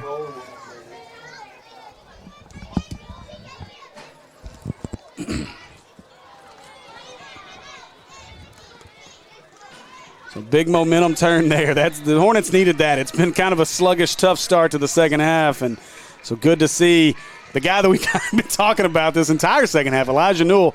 I think he may have solidified himself as our player, at least defensive player of the game, no doubt, right now. Yeah, he's been working on a pretty good defensive player of the game since the first snap. Man, it's crazy seeing a kickoff from the 25. Yeah. No matter what you do right here, it's going to be pretty good field position for Batesville. Hey, we have a friend. Of course, on the window I opened, we have a very large spider. The web's been there the whole time. The spider just showed up. It's hanging out up there. We do apologize if we're having some issues with the stream. If it doesn't clear itself up, I'll upload what we have later on this evening. And that ball's on the ground, going to be picked up. Now looking to run it to the other side is Henderson. Henderson's got some room off the broken play. There's a lot of speed across the 35, 30. Nice block, and going to be cut down at the 20-yard line. And a great return to try to turn that momentum back for the Pioneers. And a really late PI roofing penalty going to be thrown out. And I think this is going to be on Batesville, number 5, Camden Klein, and number 21 for the Hornets. Got tangled up towards the end of that play. I'm not sure who they're going to call this on, though. And I think, Steve, we got the returners down, and I'm not sure what it is, but he didn't even try and get back up. Can't see a whole lot, but they got guys out there to him quick. I don't know how he landed on that, but it was a heck of a collision right there on the sideline, and I don't know if maybe he got rolled up on the guy that got blocked. It was a guy that kind of got blocked into the end of that play, and I'm hoping maybe he didn't get rolled up in the knee or ankle area. At the same time, we've got a PI roofing penalty, several of them out on the field, and that looked like something going on between Klein and Tremont Tyler for the Hornets, as we'll take a look at our white hat and see what this call is.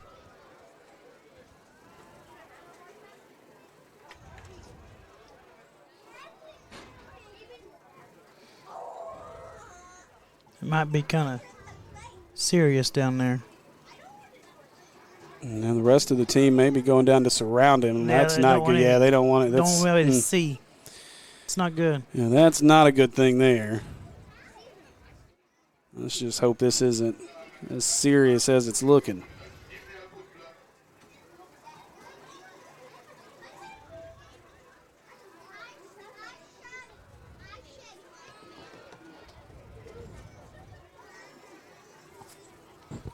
So as we continue to provide treatment to the injured player.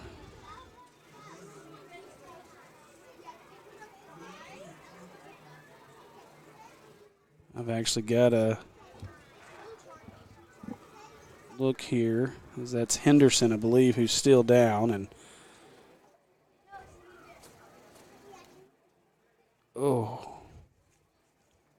that does not look good.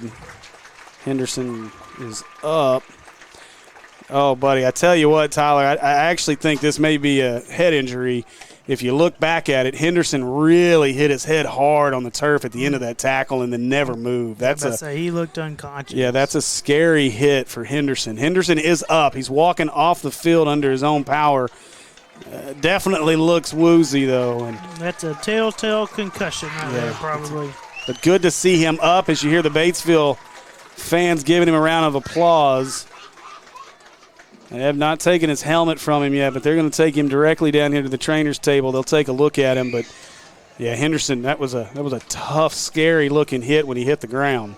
Yeah, I think Henderson's going to be done for the night, and hopefully hopefully it's nothing too – obviously it was serious. It looked like he did lose consciousness just from where we could see. So hopefully that kid, it'll probably be a few weeks, but hopefully he can come back all right. So Greg, he'll give it away to Nelson. Nelson trying to get to the left side. Good push by the Batesville offensive line this time.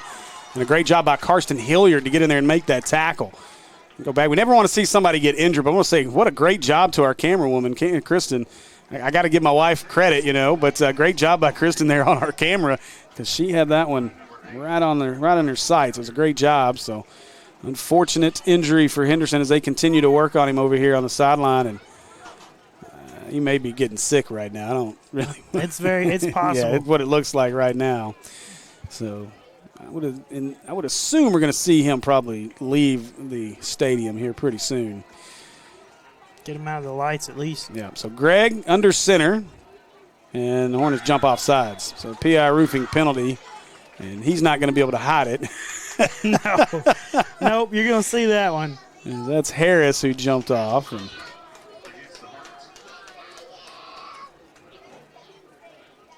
Jalen Harris gets called for the PI roofing penalty, moves it from 2nd and 6 to 2nd and a yard for the Pioneers. So down to the 9-yard line.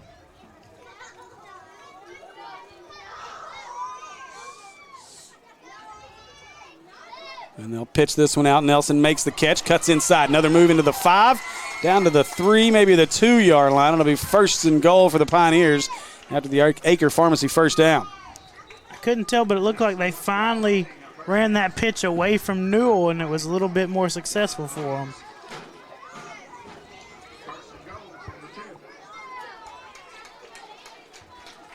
So 1st and goal here. There's Greg. They might have got the Hornets offsides again. Let's see what false start or offsides. Which one they're going to call? It's got to be a false start. They're pointing. They're going to back this up. I think you're right, Tyler. And it is false start. The PI roofing penalty will back up Batesville. Gave the Hornets a chance to substitute as Mason came into the game for the Hornets. And now they weren't set. That play, no. One of the refs was coming in to stop. They hadn't given the ready for play signal yet. So we had a substitution there, and I think that's what played into that potentially. They were trying to let them finish the substitution. So dead ball, no play there. We got 5 minutes and still counting. The clock's running right now, under 5, down to 4:55 to go in our third. So still first and goal, but back at the 6-yard line. You guys are saying the 7, yeah, 7-yard line.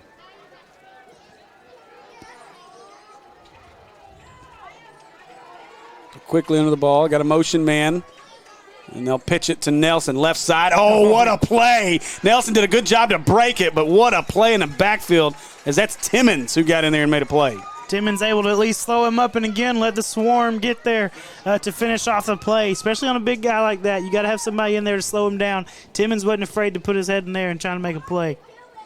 Came screaming down from his safety spot. Jace Jeffrey, the 5'8 senior wide receiver, just checked into the game from Batesville. As they'll take that heavier package out. 46, Paulette still in at that H-back position with Nelson behind him. He gets it. He's going to throw. Wants to throw to his right. Going to throw the fade into the corner. Fight for it. Out of bounds. It was a great attempt, but out of bounds was the receiver, and it'll bring up a third down. I think Frost there on the cover. Man. Is that Hilliard that got called for that? I mean, 8 was looking at the ref. I don't know if did he say something to the ref? I'm not sure. Maybe this is – they threw it at Nelson. It's an unsportsmanlike on Maumelle. That's going to be an automatic first down, so we're going to be down at the 3.5-yard line now. The half the distance. I don't know what Karsten said. I don't know if I'd have to go back and see a replay if maybe Karsten felt like he was held and then turned and said something to the official that got him in trouble, and that's one of those coaching moments that Coach Maupin's going to handle in film study. Yeah, man, that's the only thing you can think of is he wasn't happy with the no call there. But, you had great coverage by Frost there. Was able to squeeze that fade out of bounds where the receiver didn't have a chance to come down with it. So there is no auto. Is it an automatic? No, there's no automatic first down in high school. No, so. No automatics in high school. Yep. So it'll still be third down and goal. So in reality, a 15-yarder there, or it's not too bad whenever you're inside the 10. Get you a little bit closer, but no first downs. So they got about 10 seconds here as the play clock running down. See if they get this off. They do snap it in time. They'll give it to Nelson. Nelson got a big hole, and Nelson's into the end zone for the American Pie Pizza touchdown. And Maumelle had a guy there in the hole, but it was just too big to be able to take down a kid that's big and strong. Didn't really have a chance with how much room he had to work.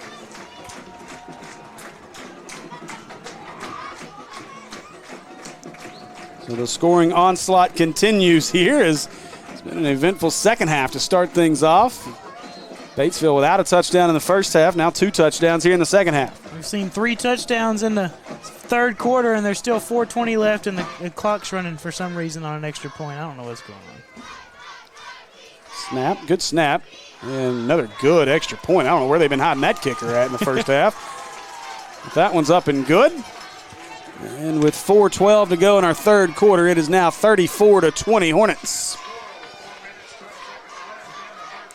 Another tough possession for the defense. The defense has been putting, they've scored 2 touchdowns this half, but the defense has also been put in 2 poor situations this half too. Mm-hmm. Batesville started with the ball on the plus side of the 50, really the plus side of the 40 or 30, both of their possessions. Yeah, that drive started inside the 20. So it's been a tough ask for the defense, these 2 possessions to start the half. So hopefully we can go in, we can add another one to the board and then start Batesville on their side of the 50 for possession and see what the defense can do. Yeah, the main thing I'm looking for here on this drive, Tyler, is let's see if the offense gets its rhythm back. I mean, Bjork was high on a couple of throws on that last drive, and if not for the Elijah Newell pick 6, this may be a very interesting football game right now. It's still just a 2-score game, and a game that really at the half the Hornets felt like they were dominating. Yeah, you felt pretty good about it, but had big momentum swings early and 2 bad starting spots for a defense. They've switched kickers again. They went back to Elam for this kick, and now we got a whistle before the kick, and Elam just line drives it. I don't know that we had the ready for play whistle again. I'm not sure. It's good to see someone else with technical issues other than us. Again, reminder, we'll be back on the road next week as we'll head out to Whitehall for a matchup with the Whitehall Bulldogs in what should be an emotional open to conference play as the loss of Ryan Mallett Whitehall trying to start the season 2-0. Hornets trying to start the season 2-0. And the kick this time by Elam, going to sail over the head. It's going to have to be picked up, though, as it takes a bounce. I think that's Worsham that's got it around the 5, and it is. Worsham trying to make something out of it, outside to the 25-yard line, and that's a good return considering where that ball was picked up. Yeah, he had some space there, able to make, a couple of moves, get to the 25, 26, whenever he picked it up on the 3 or so. I think he thought it had a chance of rolling into the end zone, but it slowed up, took a big bounce, and he didn't have a choice. You guys make sure to be listening to the fifth quarter postgame show tonight on 103.7 The Buzz. At about 11:05, you'll get to hear my voice again. We'll call in and talk to our guy Cabo, Randy Rainwater, and a little recap of tonight's ball game. I'm sure you're all looking forward to it. I mean, I'll be on the drive home. I'm not going to anything better. I'm going to make the wife drive us home. All right, so the offense back on the field here. 4:07 to go in the third. Hornets lead by 2 scores. The offense has been in neutral in the second half. Worsham now in reverse. Goes the other way. Nice block. Got a hole. Back up the middle. Worsham making something out of nothing. And once again, and that may be his nickname before this is all said and done, another Acre Pharmacy first down. And that is the linebacker. Baxter. Yeah. Baxter, who's banged up back at the 15-yard line. He had the interception earlier. He got a pretty good hit put on him. Wasn't anything cheap. Wasn't anything illegal. I don't, it looks like it's just a cramp. Okay, I didn't think it looked like it was anything that could have really caused it, anything out of the ordinary. Let's see our guy Band-Aid out there trying to assist. And 45 for Batesville, too. Weston Jeffrey, he just jumped up. He was taking a knee. He's cramping, too, now. Oh, yeah, he is. He's trying to work it out over here at the 40-yard line. He is sitting on a knee, and he jumped up quick. It's like he got shot in the back of the leg. Who did that, Coach? Don't even try and go back down. It's just going to happen again. Tyler, I'm not sure if I should be worried that our spider friend has disappeared again. I just saw him over here. Or I saw one. He's just sitting right next to you. You just don't know it. Hey, as long as he don't bite me, we'll be all right. Baxter's up, being helped off the field here, and try to get some fluids in him, help him get that cramp handled. Unfortunately, any of the fluids you take in now ain't going to help you right now. Surprisingly, this is the first time we've seen any of these issues so far, and not quite as humid, obviously, as it has been. Last Friday was just brutal, and boy, you think about that Salt Bowl. They got pretty fortunate. They ended up with a lightning delay last Saturday night because it was 107 degrees at one point on Saturday, and so we've already seen the Razorback game get moved up to noon tomorrow, so not quite the heat we were dealing with last weekend for sure.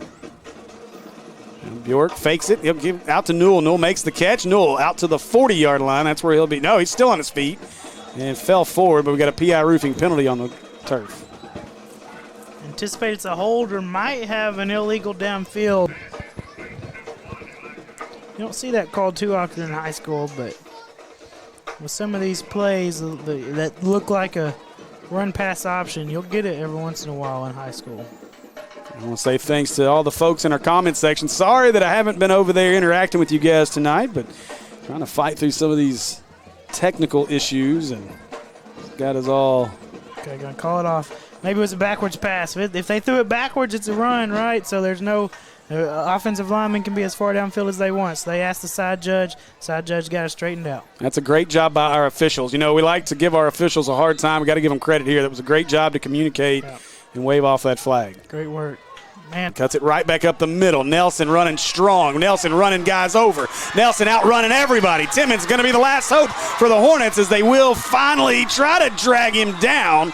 I'm going to say he stepped out of bounds at the 21-yard line, but what a run for Nelson. And just able to get some movement up front, give Nelson a really easy cutback lane there, and he's able to make a couple guys miss and make some plays. Going to get Nelson a blow here.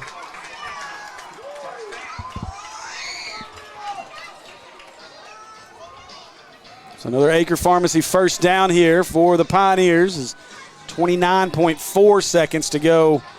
Now whistles will stop play. I wonder if this is a clock situation.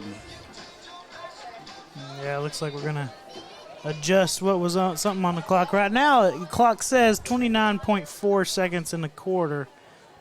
They have struggled with the clock operation in this game. There's been several times it's been running that nobody actually on the field caught it. And Nelson did go out of bounds. So how are they? What are they? They're going to reset it to something, I would assume. I'm not sure now. Let's see. They're not making Maybe any. not. No, there's no discussion towards the press box. They're going to stick with it. Maybe White Hat said, "You're at home. That's your guy. Yeah. You get him right. It ain't my problem."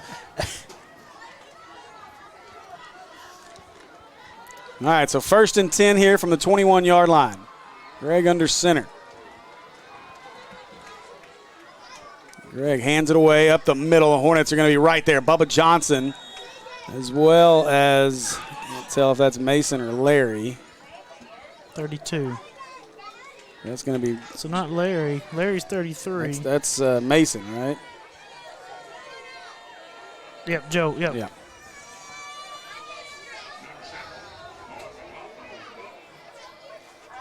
Nelson coming back in for the offense. Trying to get their workhorse back in there. They're going to take the quarter. So that'll do it for our 3rd quarter of play. And so after 3 quarters, the Hornets lead this one 34-20. Be sure to join us here for the second half on what should be an exciting finish to this one in the 4th quarter here on the Maumelle Sports Network, brought to you by Natural State Sports.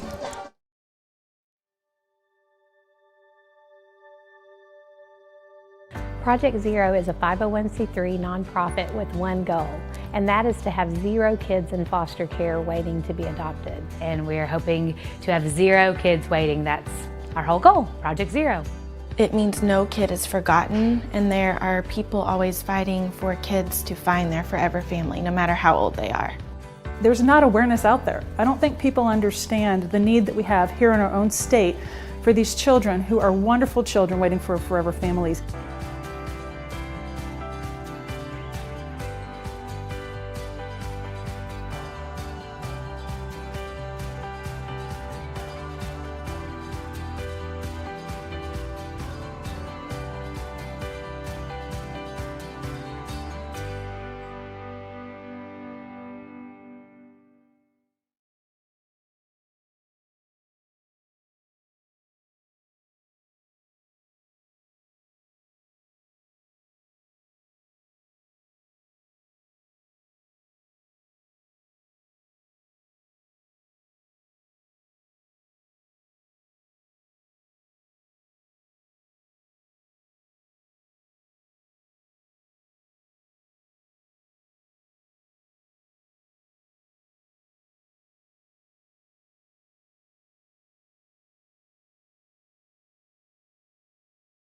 Now they'll go to Nelson to the left side. Sorry, as we got back a second late, trying to test some other internet options here.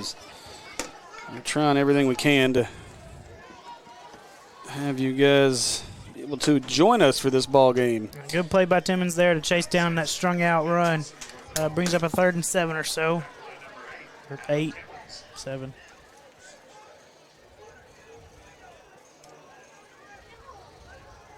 Big possession here inside the red zone to start the 4th quarter. See if you can't hold up, at least keep a 2-possession lead. So 3rd down. Greg gets the snap, goes to the first man through again, a big hole. Boy, that play has killed the Hornets all night. It's Jacob Paulette again on that one. They're just getting really good movement there on the interior, and then it looks like they may be even getting a guy up to that inside backer. Makes it tough. Got to have a safety come down and make a tackle on a big kid.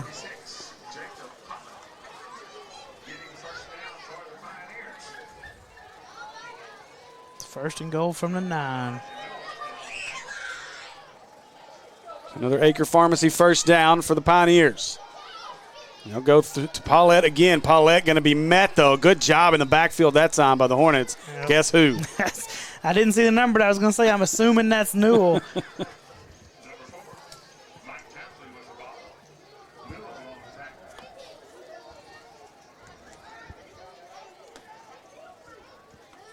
And still having internet problems, but got about a yard there. So 2nd and goal from the 7 for the Pioneers.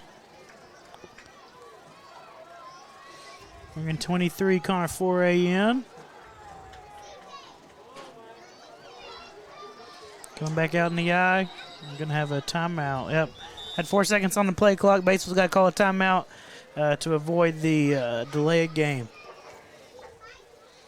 Give them a chance to talk about it, figure out exactly what they want to do.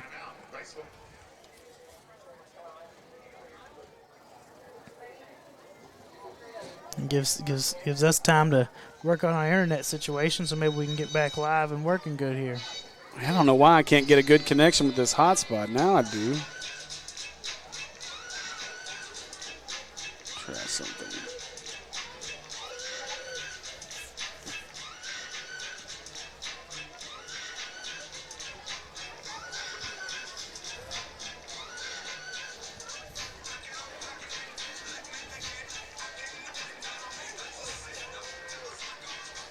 Just over 10 minutes to go in the ball game here with Maumelle's defense walking back out. 2nd and goal from the 7-yard line. See what Batesville calls right here.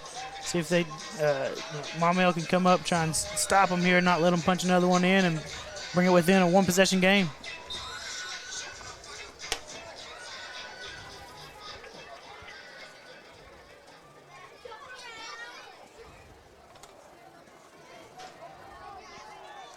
Come back out in I formation with Nelson deep as the deep back. Greg will Action. fakes it. He kept it. Rolling out on the boot, just throws it up. Newell's there. If he came down in bounds, that's a pick. He was what in. a play by Elijah Newell again. Are you serious right now, Elijah Newell? And the pressure came from the corner. Number 7, I don't know if that was even the call, right? He may have just triggered thinking it was a run. But, hey, one thing you've always say, if you're going to go and make a mistake, you go make a mistake 100 miles an hour and make it hard on the offense. And he did that, threw it up to Newell for an interception. Big play there, keeping it a 2-possession game and letting the offense get back on the field. Hopefully you can get moving again, maybe put some more points on the board offensively to give yourself a little bit of breathing room with just under 10 minutes left in the game. A bunch of letters after AT&T dash like the very last spot. Next to that. Bjork brings the offense back out onto the field. Have a tight end and an H-back out there. Gonna give it to Bubba. Bubba gets tripped up after about a 4-yard gain, bringing up 2nd and 6. So good start. If offense can just keep moving, keep positive yardage, try not to get behind the sticks. They may have used up all of their luck when being behind the sticks in the first half. If they can just get a good drive going, get some time off this clock, and hopefully get down there and get some more points on the board. Timmons.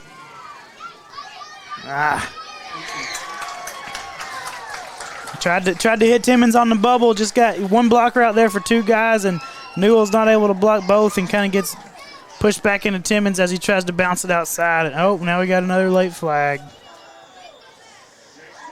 And the ref that threw it was looking towards the Maumelle side, so we'll see who he calls it on. Again, it's just talking. Nobody's really doing anything physically, but somebody said something that he didn't like, so we'll see which way they call it. Maybe this one will be on the Pioneers and get a little break there, get a first down. But I'm not sure.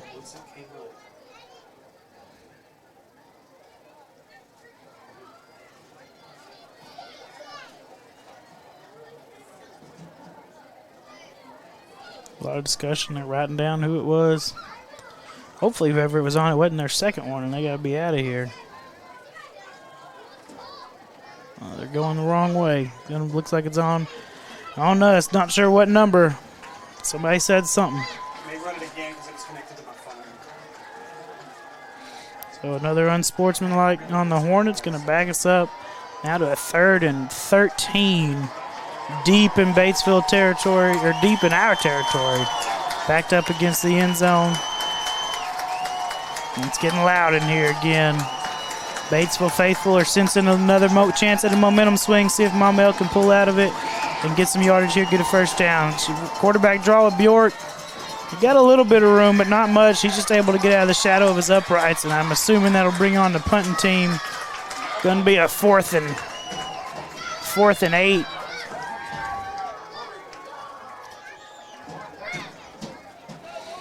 And here comes on. Not too many people to switch for the punting unit, but looks like they're going to bring on the punting unit. Give the defense a little bit of room to work here again after that unsportsmanlike. Okay, sorry guys, I'm back. We're trying every runaround we can with this thing to try to get you guys this game, at least this final 10 minutes, because it's a good one right now. This is a lot closer we thought it would be at this point. Timmons in to punt it. A good kick here by Timmons, but going to take a bounce and going to be returnable. And, Worsham is all over him at midfield. Great play there by Jaden Worsham. That thing took a really high bounce off of its first bounce, and returner didn't have a chance to do anything by the time it got down to him. He's lucky he was able to hold on. Almost one of those you might just want to let go and let it roll a little bit more to not have a risk of a muff. Still going to get the ball on Maumelle's side of the 50, so still really good field position for Batesville. This whole half, except for their last drive, they've had really good field position. And their 2 touchdowns have been off of those possessions with plus field position. Okay, so I hope that we are back for good right now, as this has been a mess. We certainly apologize, y'all. All right, so Batesville ball at the 48-yard line. Almost nearly jumped, stay on their side. They'll hand it away. Nelson going to go to the right side. And Newell with his buddies swarm in on Nelson, and he'll be taken down after a gain of a yard. You talk about a guy that has done his job every single time on those pitches. Newell has not let that thing outside. He's made most of the tackles. That time he made him cut it back. Looked like Bubba Johnson was one of the main ones in on the tackle. I think his last name's Johnson, right? Yeah, you're right. Yep. I'm learning. Game 2, I'm trying to get all these names down. Moving over here from Robinson last year. Hey, I'm still trying to get them all down, especially some of these guys that change numbers on us. So Greg gets the snap. He'll pitch it out. Nelson trying to find a seam. He runs right into Bubba Johnson. Bubba stood his ground, but now Nelson pushing forward, driving them legs. Nelson down to the 30. Powell still pushing. That might be enough, and it is, I think, enough for an Acre Pharmacy first down, and that's going to get this Batesville crowd loud and on their feet. Yeah, they had some good leverage there, and unfortunately some of the Hornets were on the backside of that pile, not able to push in the right direction. But they changed up that pitch a little bit, and they got their pulling guard out there on Newell. He's not able to make as much of a play out there with the bigger body coming after him rather than the fullback. So a little wrinkle there in that pitch, and was a little more positive for him. Newell looks tired. Yeah, I was about to say that a minute ago. 7:08 to go. They're going to go right back to Nelson. Nelson. Oh, look at that play in the backfield. Who was that? Trying to see once that's Barham. Yeah, Newell's trying to catch his breath. He wasn't ready for that snap, but it's one that you can't really get him out, especially with when they see that somebody needs a blow, they're going to move a little bit faster so you don't have time to move guys in and out. And then you're on the wrong hash. It's a lot longer run to try and get a guy out. So Newell, he's going to tough it out. He'll be all right. He just got to make sure that he's ready to go. Soft edge over here. 2nd and 10. They'll go to the first man through. Hornets plug this one up better than they have. 20 is on the stop on that one.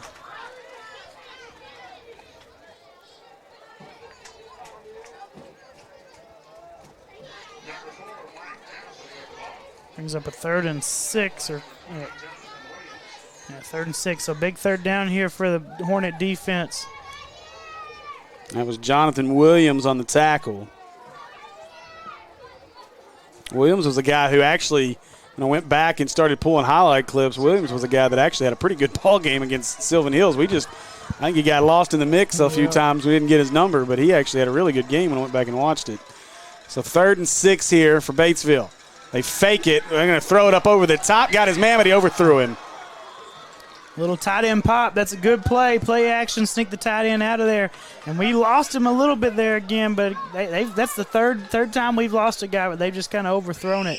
And we'll take it. You remember last week we had a play where we were on offense. We had a guy, the Sylvan Hills defender, got a little bit of a tug on our receiver. Yep. Felt like Barham may have got away with a little bit of a tug when he realized he was beat there, and it was just enough to keep that ball, have it overthrown. The tricks of the trade. Big 4th down. Big 4th down with 6:13 left in the game. Huge right here. Nelson, they'll move him to the left side as Greg's in the shotgun. He'll get the snap. He's going to roll to his left. Greg looking, wants to throw, got his man, but a tough pass there, and that'll fall harmlessly to the ground, and that'll turn it over on downs back to the Hornets. with 6:08 to go in the ball game. And Connor Foray, the intended receiver there, and coming out of his break, he was open and he had a chance, but just not a good ball there. Nothing that he had a chance to catch there. You're going to fade that. Riley Gregg, the quarterback's not going to be happy with himself on that ball. But, they had him rolling out to his left. That's not the way you want a righty to have to roll out. It's tough to get his shoulders around square and throw an accurate ball. So an update, just a lot like last year in the Rivercrest Mills game. Things have changed in the second half. 5:40 to go in the third, and Mills has opened up a 52-28 lead in the third quarter of that one. I'll tell you, they've got a special one in Madison down there. They'll hand this one to Bubba Johnson. Johnson across the 40-yard line. This is where you hope you can rely on the powerful legs of Bubba Johnson to carry you to a victory here to finish this one off. Yeah, I wouldn't be surprised with right at 6:03 left to go. Start trying to pound it a little bit, choose some clock. You got a 2-possession lead. If you can get a few first downs and then get some points on the board, you'll feel a little bit more comfortable. An update from Forest City. Robinson leads 29-8. That one's almost over. 1:10 to go in that ball game.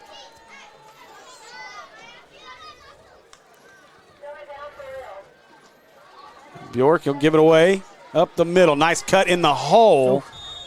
I think that was Worsham on that carry. Yeah. And he's got enough for an Acre Pharmacy first down, I believe. Possibly, yep. Yeah. Depending on which spot they were going to use, it looked closer on this side. But that's good. First down, clock's running under 6 minutes now. Keep pounding away. Bubba Johnson's back in, presumably to run the football. All right, so first down, and Batesville has 2 timeouts left. Bjork's going to follow Bubba to the right. Cuts back up the middle of the field. And there's the Bjork we had in the first game as Bjork picks up the first down on a powerful run out across midfield inside the 45 to the 43-yard line. It'll be another Acre Pharmacy first down. Keep racking up those first downs. Keep racking up the yards on the ground, and that clock's going to keep ticking. Guys, I promise we will continue to work on our technical issues as we go throughout the season. Hopefully this is that one game. There's always one throughout the year. I think we had these issues with Morrilton early on last year, and so hopefully this is it. We this is our furthest road trip, and hopefully this is it. Now Bubba gets it. Bubba trying to maneuver his way through the line of scrimmage. He'll get down to the 40-yard line. It'll be a gain of 3. It'll be second down and 7. You'll take 3 yards. You'll take 3 or 4 yards a pop right here. 4:53 left in the game now. Just want to keep it moving. Now, here comes 32. Here comes the big back. You beat me to it. They're going to pull Bubba Johnson and bring them fresh legs of Mason into the game. Well, it's not in any hurry here. We're down to 4:34 to go in the ball game. Just going to keep that play clock. Get it down as low as you can. Let both those clocks go. 5 seconds. Going to snap it soon here. Just do get the snap off, but I think the Hornets might have called a timeout. Got to be a little bit quicker there. Oh, we're going to get a false start. Somebody got in a hurry seeing that clock running down, so that'll back it up. Instead of 2nd and 7, it'll be 2nd down and 13. Or 12. I guess that's, yeah. Yeah, 12. Now Worsham's back in at the running back. Now it's 2nd and 12. Got to get a little bit shiftier back there.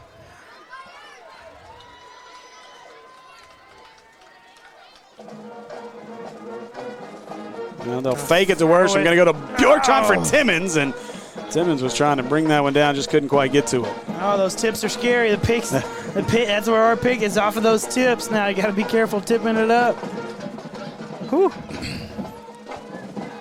So it'll be 3rd down and 12 here for the Hornets. And that was a big false start. You had 2nd and 7 with the clock running, and now it's 3rd and 12 with this clock stopped. 4:01 left on the clock.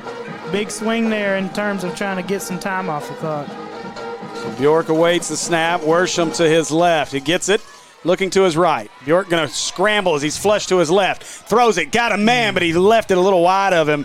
And I tell you, Frost is frustrated because Frost had set down to the 30-yard line and was wide open.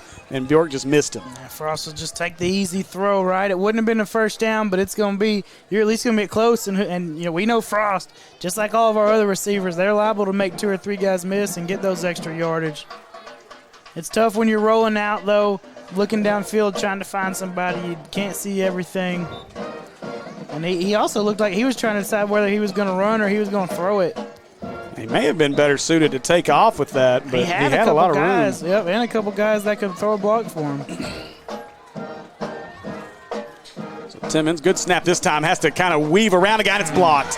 This one's going to be blocked. Nelson's going to pick it up. He's going to scoop and score as Nelson takes it 10-5, touchdown Batesville, and we got a brand new ball game.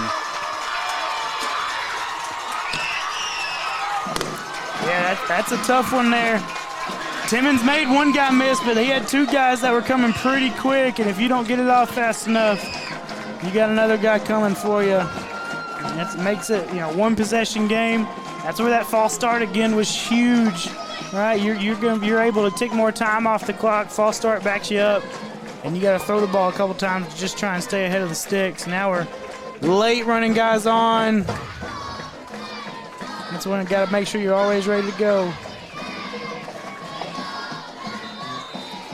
And Nelson's been close to a couple of those punts, and he just had a little help that time, and Timmons had to get around it. Whistles here, a PI roofing penalty before the kick. Offsides.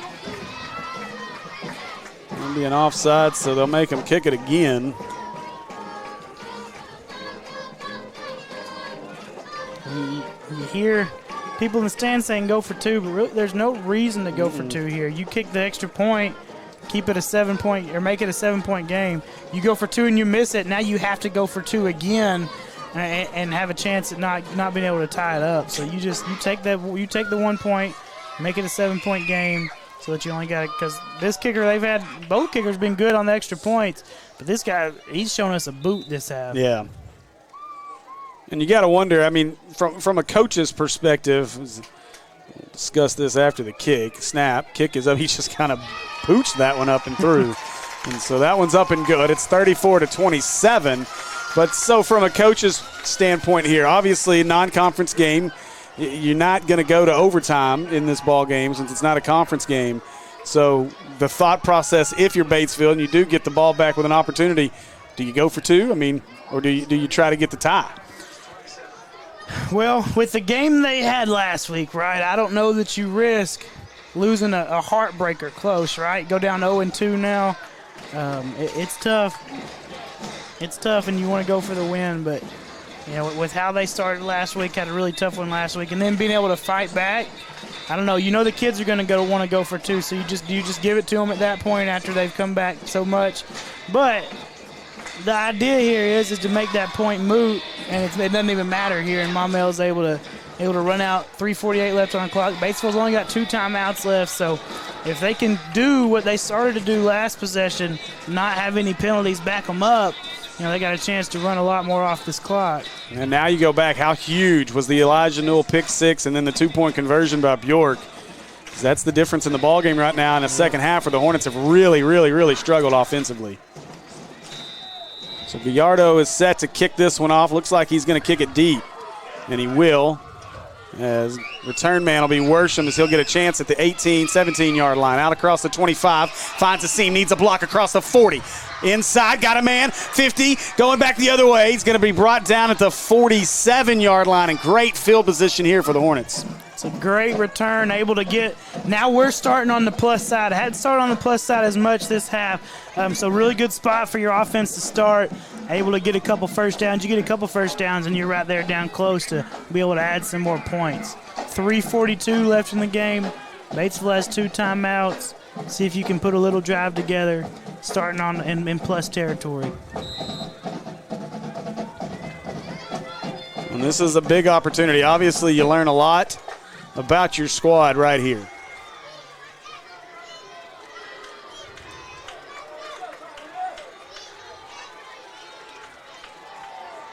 So Bjork with Worsham back there with him. Hits the snap. Hands it away. Worsham is squeezed. He'll fall forward, though.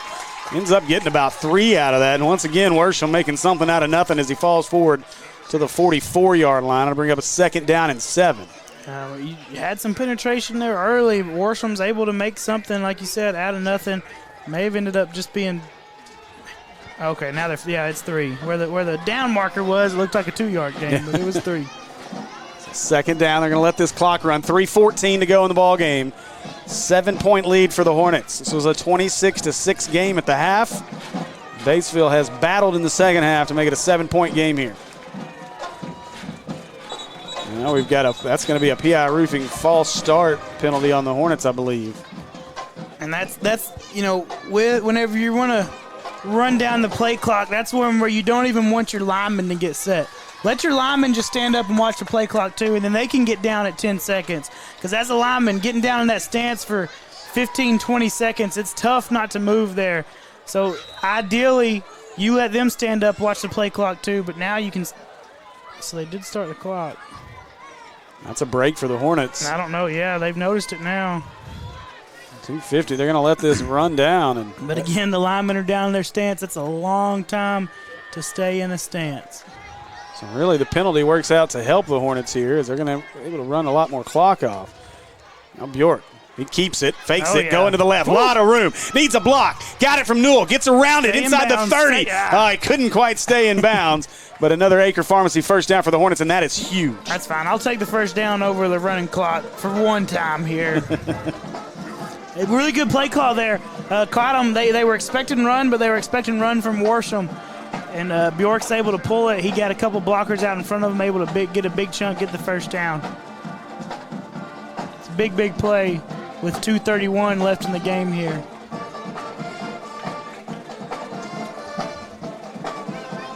Nine seconds on the play clock. Clock is stopped now because he went out of bounds. They got to snap this. They just do. Bjork going to go to the left side. Another nice hole as he's going to be drugged down from behind. But he got nearly 7 on that one down to the 20-yard. It's going to be the 21s where they'll spot it. So 2nd down and about 3. 6 or 7 there. Great run. Now the clock's ticking. It will be under 2 minutes by the time we snap this one. 2:10 left on the clock with 22 seconds on the play clock. Again, we question what the kicking situation looks like, but I don't know that you even want to get to that point here. Let's just keep running it down. Of course, Batesville's got 2 timeouts, though. They're going to have to start using them soon. So Bjork got it, gives it away. Worsham got a seam. He is met, though, at the 20, at the 19, but breaks it. Across, he's got a first down to the 16-yard line. That'll be an Acre Pharmacy first down for the Hornets. He's got a first down. Clock stops just for a second to get the sticks and all set, and then it'll keep going. We'll be just over a minute. So there's a minute 42 whenever the clock starts back. We'll be just over a minute at the next snap of the football. But a big first down, big drive here by the offense to try and seal this one. This is what we've been looking for all half. And looking for them to get their mojo back, and they're getting it on the ground. Bjork's got Bubba Johnson with him in the backfield this time.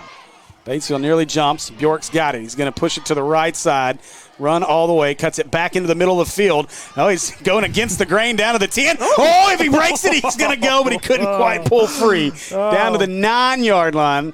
Timeout Batesville here. And a great run by Andrew there.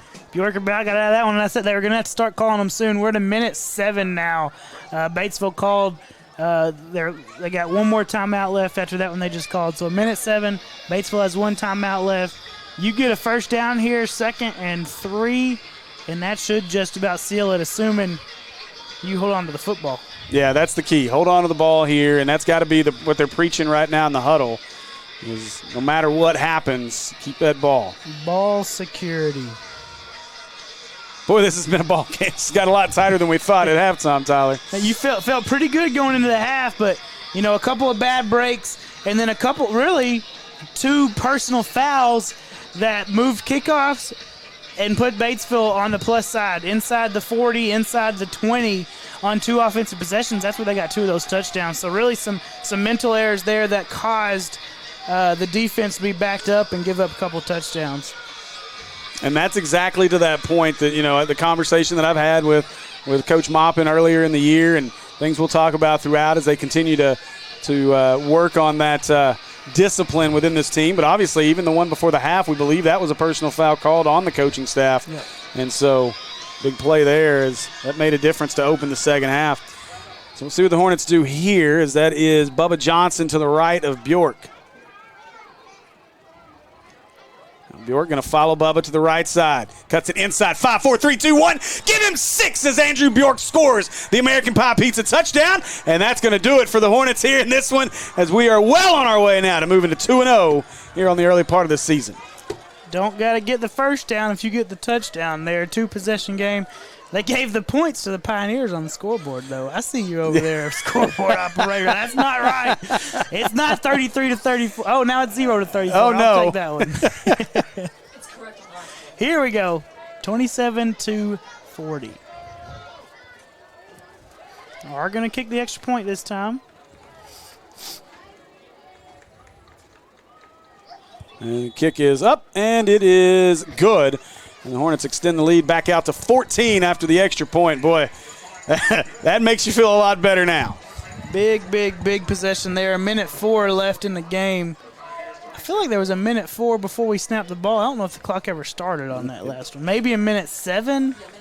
Okay, so 3 seconds. I don't know. That might have been a little longer than a 3-second play, but 2-possession game. I feel pretty good. Not perfect, right? It ain't over till it's over. But you feel pretty comfortable. 14 points up, minute left. Only one timeout for the opposing team.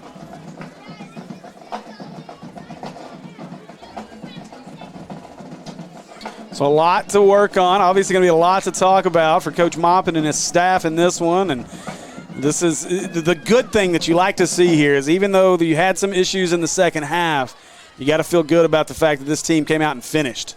Yeah, great offensive possession right there to try and close it out. That's something you really like to see with the struggles they've had. Able to put one together, able to probably most likely close it out. Don't want to get ahead of myself, but a minute left, able to chew some clock and able to punch one in. Yeah, I already got ahead of myself on that last touchdown. Hopefully I didn't give them the old announcer's jinx. Nah. We'll say that doesn't exist. There's wood right here, too, if we need to. I took care of it. So Forrest, this kick is going to not roll out of bounds. It's going to be picked up at around the 28-yard line. Slips and falls at the 32-yard line. Worsham looked like he was on the tackle there. We'll say it was a tackle. He got his foot. That's right. He helped him slip. Hey, he was the closest man. He's going to get the stat for it. And I think he touched his shoelace. I don't know how that one didn't roll out of bounds, but it looked like it was about to die right in bounds. Again, I want to say we do apologize for the technical issues tonight, but it looks like we finally figured it out here in the fourth quarter, so you got to see the exciting finish to this one. So we appreciate you guys sticking with us throughout, and we will promise to make sure we continue to work on that as we continue on through this season. And Greg, they're going to hand this one off, and some new players, it looks like, as that's not Nelson on that carry. Yeah, we weren't ready to pack it in, but it looks like Batesville might want to just make sure they keep their playmakers healthy. Yeah, they know a minute left. It's a lot to overcome, so they're going to run it with a few of their other guys and start to pack it up here. Yeah, Nelson's done as he's over here getting some water, giving some high fives, and give Batesville a ton of credit. They dug themselves a hole at the first half and did a heck of a job in the second half. They made it a game, that's for sure. So Greg, they'll hand this one again up the middle. And this one will get out across the 38-yard line. And as we run the last couple seconds off, that's going to do it. I'll remind you of our sponsors here on the Maumelle Sports Network. Our touchdown sponsor, of course, American Pie Pizza. You guys go see our friends at American Pie Pizza. As Tyler said a few minutes ago, there's never a bad time for American Pie Pizza. 9709 Maumelle Boulevard. You can call them at 758-8800 or order online at ampiepizza.com. That'll be the final whistle of this one as your Maumelle Hornets improve to 2-0 here on the season with a 41-27 victory over the Batesville Pioneers. And we appreciate you guys joining us for this one here tonight. And we're going to take a quick break, and we'll be back to announce our player of the game and try to give you a couple scores real quick before we get out of here. Labor Day sale at Akel's Flooring and Cabinets. Take advantage of store-wide savings. Carpet, Tile. Cabinets, and more. up to 50% off. Sales tax paid. See store for details. At Akel's Flooring and Cabinets, we make it beautiful For less. for less. For less.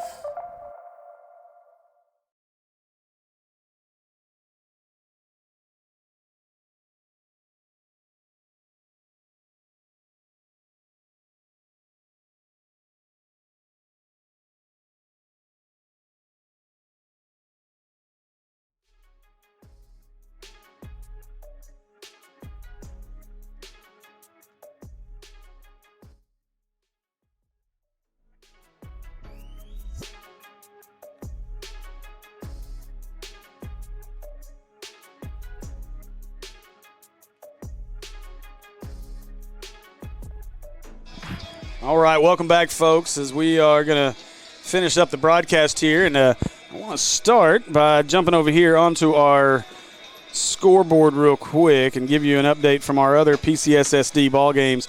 Robinson handled business, as I believe they won that one 24-8. I was going to hop over here and see. That one was just about over, but we'll just jump to the end of it real quick. So it looks like the final in that one was Robinson finishes off the game with a 29-8 victory over the Forest City Mustangs. So congratulations there. And then out at Rivercrest, Mills and Rivercrest, that game's still going. So if you want to watch some more football, you can jump over there. They've still got the entire fourth quarter to play, guys. That's going to be a long night. Currently, Mills leads at 52-34, so still a lot of football left to be played out at Rivercrest, so I'd keep an eye on that one. As for our ball game, your Hornets win this one 41-27 in what was a heck of a first half. The Hornets really dominated the first half, offensively looked unstoppable, and then a little ruckus there at the end of the first half. Maybe kind of changed the perception, maybe changed the mindset of the team as they went into the locker room, because opened up the second half with the onside kick that Batesville recovered, and then the onslaught was on for Batesville really in that second half, and the offense really never got untracked until that last drive of the game.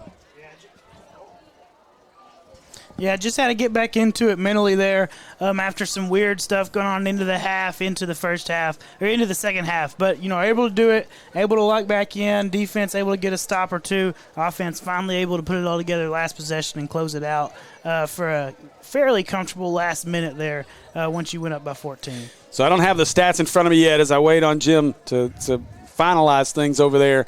But I don't think there's any question as to who our defensive player of the game, and really just overall player of the game. There's no doubt. Elijah Newell, the senior, what a ball game. He had numerous tackles. We'll get the exact numbers probably be tomorrow before I can get those numbers. We had 2 interceptions in the game, including a pick 6. So just an incredible game from Elijah Newell on the defensive side. And as for me, I don't know, maybe you'll agree, disagree. But on the offensive side, I think I'm going to go with Andrew Bjork. He had a great first half and then kept things together in the second half, scoring that what ended up being the final touchdown of the ball game. Yeah, his arm was able to carry us in the first half, and then his legs helped to carry us, especially late there in the second half. That's kind of who I was leaning to. Bjork did pretty good keeping it all together there. Newell on defense, Bjork on offense, and if we go overall, I think it's definitely Newell. Absolutely. All right, we got a long drive ahead of us, so we're going to finish things up, wrap it up. Let me tell you about our sponsors real quick. Please, you guys, great. Look, we're in college football season. Football games all the time. American Pie Pizza's got a great spot to watch over there. They got TVs all over the place. Great food, great atmosphere. Go see Tamsy and the folks at American Pie Pizza, 9709 Maumelle Boulevard. Or give them a call, 758-8800. You can order online at ampiePizza.com. Score a touchdown with a Hog Wild Pizza tonight. Our first down sponsor, Acre Family Pharmacy, located at 1900 Club Manor Drive, Suite 101, or you can find them online at acrepharmacy.com. Obviously, a lot of stuff going around, school back in, viruses going crazy. So if you're in need of any prescription meds or just some questions about what some of your symptoms are, give our friends a call over at Acre Pharmacy at 501-274-1130. As for our penalty flag sponsor, if you got roof issues, please call our friends at PI Roofing. Obviously, they've been busy with all the storms as of recent, but they've got time for you. PI Roofing, 6109 Remount Road, 501-707-3548, or www.piroofing.com. And our kickoff and halftime sponsor, Akel's Carpet One Floor and Home, 3 convenient Little Rock locations. You can give them a call at 214-0635 or visit them online at akelscarpet1.com. And kick off your next home improvement project by calling the experts at Akel's Carpet One Floor and Home. For Natural State Sports and the Maumelle Sports Network, Tyler Chenault, Kayla Fletcher, Kristen Henson, I'm Steve Henson. We'll see you at Whitehall next week. Go Hornets.